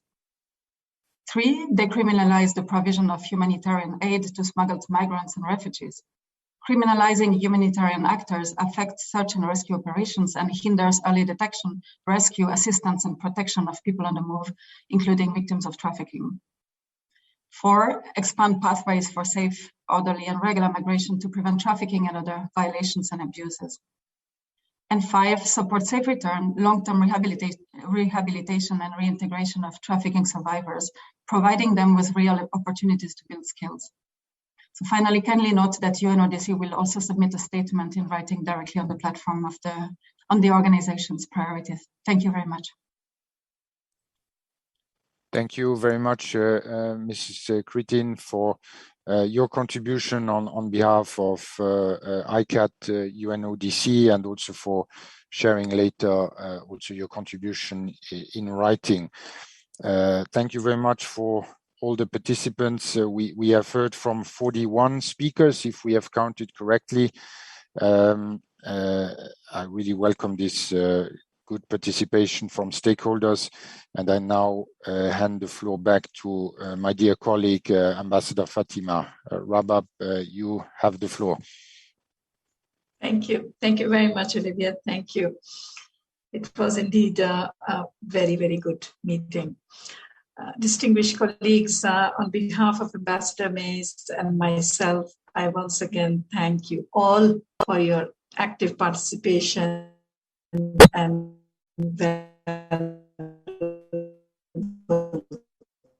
contributions today. We are indeed very encouraged by the high number of participants coming from all the regions. This is very perspective, insights, and practical experience from your work with migrants and from various migration situations. And we have taken note of your priorities and ambitions for the Progress Declaration. All of you present here today have a wealth of experience working on the ground to implement the GCM. And your collective voice is going to be crucial in creating the necessary urgency for strong commitments and actions in the Progress Declaration. We are very encouraged to see your keen interest and to see some real progress, and your interest to see some real progress from this first IMRF. And we will encourage you to remain engaged and play your part to advance our shared goals. On our part, we will ensure very, very close and inclusive participation and consultations. We will consider today's deliberations in the preparation of the Zero Draft. We are very pleased to see the broad convergence of views on many areas, and this certainly provides an excellent basis for preparing the draft, which we hope will enjoy broad consensus. As we stated at the outset, the key objective of today's meeting was to have a frank exchange of views on the priorities and structure of the Progress Declaration. And I thank everyone for sharing their valuable ideas. We have taken good note of your statements and proposals, but please do send us your statements and any other inputs you may have in writing to our experts by close of business today. Their links have been provided in the chat box. And before I hand over again to Ambassador Mays to close the meeting, I would like to thank our colleagues from the UN Network on Migration for their support and important contribution to the discussion today. Over to you, Olivia. Thank you very much, Rabab, for the concluding remarks. I have not much to add. I would just also thank all the participants for their very valuable contributions, suggestions, ideas for the progress declaration. Leading up to the IMRF, we will have more opportunities to interact, and it will be critically important for all of you to stay engaged, to identify the key priority areas, the gaps that need to be bridged, and we need all your help to find common ground and forge consensus. We look forward to continuing our collaboration as we prepare for the IMRF. And as I said at the beginning, we plan to hold a similar town hall type meeting with all the stakeholders later, when we are already negotiating the draft progress declaration, and we have planned to do it on 20th of April, so you can already save the date for that. I thank everyone for their attendance and participation today. I join Ambassador Fatima in conveying our thanks to the colleagues of the Network on Migration for their support, and also thanks to the interpreters who helped us have this multilingual exchange and make sure that the voices from all the regions of the world are heard today. Thank you very much. And with this, I will close this meeting, thanking you again for your participation and wishing you all a good week. Stay healthy and stay safe, everybody. Thank you very much. The meeting is adjourned. Thank you very much. Thank you. Bye-bye. Thank you. Bye-bye. Bye. Bye. Thank you all. Bye. Take Have care. a nice day. Thank Bye. you all. Have All a the nice best. day. Bye. Thank you very much. Have a good day. Au revoir à Dakar. Au revoir. Thank you. Au revoir. Ciao.